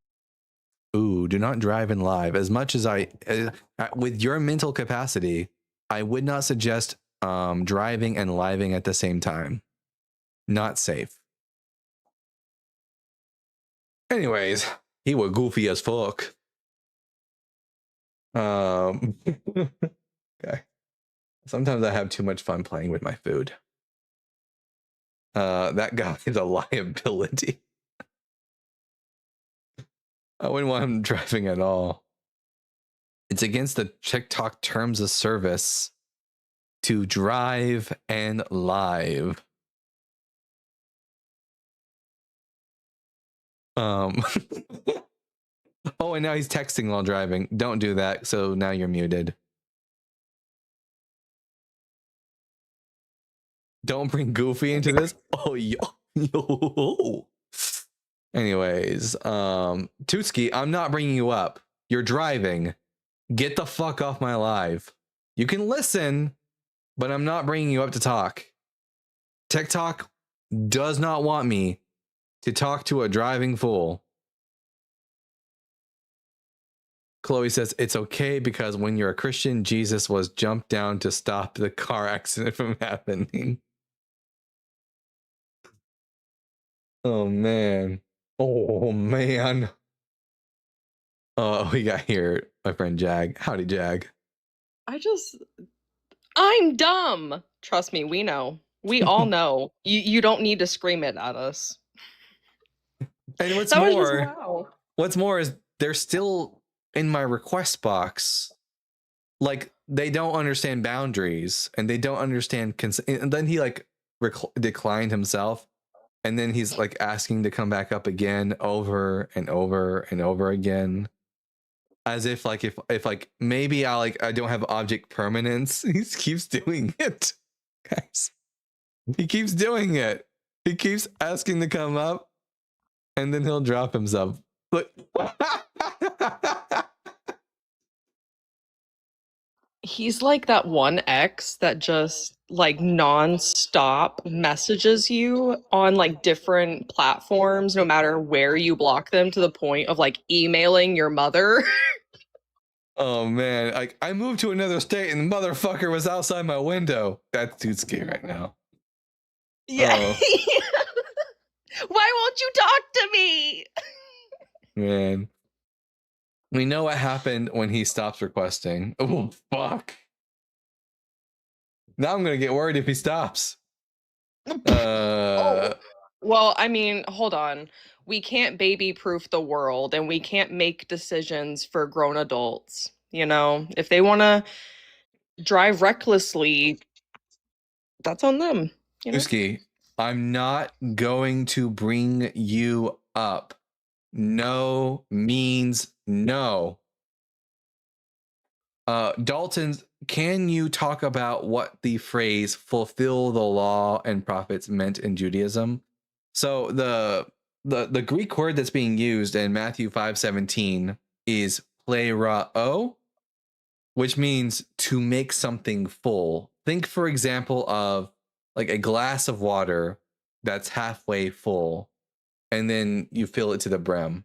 When Jesus said, I've come to fulfill the law, the idea here is he's coming to make the law more full.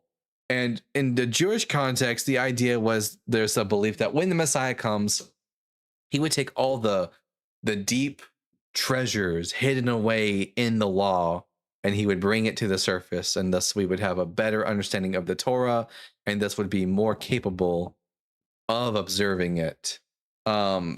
Jesus didn't do that, but that's what his intention was, at least. And so in a Jewish, yeah, what? Okay. Go ahead. You weren't done. Go ahead. I thought you were. That was my fault. Oh no, that's all I was going to say is at least, that's the intention in Judaism. I was going to say, a lot of people tend to forget Jesus was a Jewish rabbi, first and foremost, right? Like that was what he was. Secondarily, prophet. that comes after the fact, right? It just astounds me. This motherfucker is still requesting up. I feel like I feel bad for any woman in Tuski's life because they're like, no, thank you, and then he like keeps like he keeps going into their DMs probably because he doesn't understand that no means no. That's why I just turned my DMs off. He's been watching you all. I know he's obsessed, guys. He's obsessed. Rabbi. So someone said rabbis weren't around yet, though. Not in the sense of rabbis as a clerical title. Rabbi wasn't like the official title of anyone in the early first century. But if there was someone that you revered greatly, you would refer to him as my great one, which in Aramaic would be Rabboni, and in Hebrew Rabbi. It's just the diminutive form of Rav. Y'all are gonna have to understand I know what the hell I'm talking about whenever I open my Yap. I don't just open it willy-nilly. It's kind of like between my legs. I don't open it willy-nilly, you know? But you know what? You can open for free your tapping fingers on that screen. I was right? not expecting you to say that. Alice says, No, actually, that is what you can open for free, though. Yes. Actually, it was Senpai, said Alice. That's fine. This motherfucker is still requesting, and I hope you know, Tuski, the longer you do this, the more sad it gets. Like the more desperate you look. Because he got absolutely fucking roasted and annihilated, and now he's like, I need more. He said I'm gonna leave, and now he's still here, so he's just a liar. Open for what the a little lying liar. Yeah. We know what happens to liars, according to the Bible. Why are Christians lying liars? Why are they little lying liars, pants on fires? Right. And we're almost at the end of our show. Like, actually, no, we've reached the 3-hour mark, so we actually are at the end of our show. So Tuski's not going to get to keep tapping and trying to ask up because like the show's over now. Sucks for him. But maybe he'll be like an actual responsible driver now. That we're not here to distract him. So let's see who's live right now that I can send you crazy kids off to. Let's see. Let's see who is live right now. Full screen, please. I want to see my full screen. I literally don't see anyone who's live right now. Like I see like my people who are live, but that's like random shit. It's not. John Cohen is live. All right. There we go. Sweet. Everyone, Thanks, go over to John Cohen's channel on YouTube and TikTok and tell them that the Bible guy sent you. And with when that, does Cam do lives? When when does is- Cam do her lives? Cam goes live. Actually, I need to make sure that my I'm not because let me make sure because it looks like I only got 2 super chats, so I just want to make sure that I didn't actually get more and it's like not showing me because sometimes it does that. Holy shit, there's a lot more. And I it just want to didn't. make sure I don't miss her lives because she's really cool and she's really smart. Okay, guys, just so you know, for some reason, okay, I'm gonna do these super chats first because like for some reason I'll show you guys on the screen so that you guys know I'm not bullshitting. And this will make Tutski really mad because I'm getting paid to shit on his god. But as you can see, on the screen, you can see on one side, this is the YouTube side, and over here is where I keep my super chats. And for some reason, only 2 of the super chats came through. Maybe if I refresh it, they'll all show up. Nope, it just made the YouTube show. Okay, so I'm gonna go ahead and read the super chats because I have this other thing that allows me to read them, and they just won't pop up on the screen. But I'm going to read them right now. So because I'm not gonna let you guys down for sure. All right. Let's see. That one's died. One's done. Okay. At Only LC with the $1.99. Donde está el baño? not donde es el baño, my friend. Thank you. Thank you for the correction there. Donde está el baño? Where is the bathroom? Fantastic. Mucho what do you say? Mucho gracias. Mucho gracias. Mucho gracias, mi amigo. Muchas. They have to match. Muchas. Fuck me. Okay. At not knock nicotine beans with the $5. Did you ever get around to watching that video on how dinosaurs cursed us on with aging? No, I didn't get around to that. I completely forgot about that.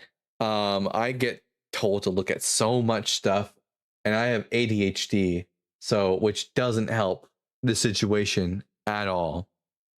Man, okay, and then, but you know, I'll try to remember to watch it. Well, just keep pestering me about it.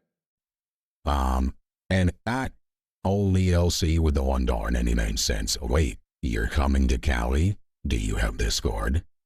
I do have Discord, but when I do come to California, I'm going to be very hyper focused on the reason that I'm there. So if there's any of you out there who are from California, I'm sorry. As much as I love you guys, I will not be interested in seeing you. I am there for one person and one person only. And then we have here at Kelly Share with the $19.99. Didn't send a super chat, but thank you for the $19.99. You are awesome. Thank you so much. And then one last super chat from at Mindforged Manacle with the $5. I have come not to abolish the law, but to fulfill it. Jesus, abolish is the opposite of fulfill. Yep, that is the thing that Tuski here, who is still asking to come up, doesn't understand. Look at this. Sad motherfucker. Dude, get a hobby. Get a damn hobby. What this is what gets me. Y'all are so quick to announce. Y'all are just hobbyless. Get a hobby. Facts. That is true. They are hypocrites. Well, you know how Jesus feels about hypocrites, Tuski. Anyways, so I want to go over to John Cohen's channel, and also before I make sure that you are following at Aragorn Lover at ARAGORNLUVRR on TikTok. Flood their videos with comments and likes. Cam says to Tuski, take a hint. Everyone, make sure you're following Cam. We want to raise those follower counts. She has such good content. She's so entertaining, and she's cute as a button. So go over there, tell her the Bible guy sent you. And with that, I've been the Bible guy. Remember to keep reading, keep learning, and we'll see you all again tomorrow at 3 p.m. Central Standard Time. Bye.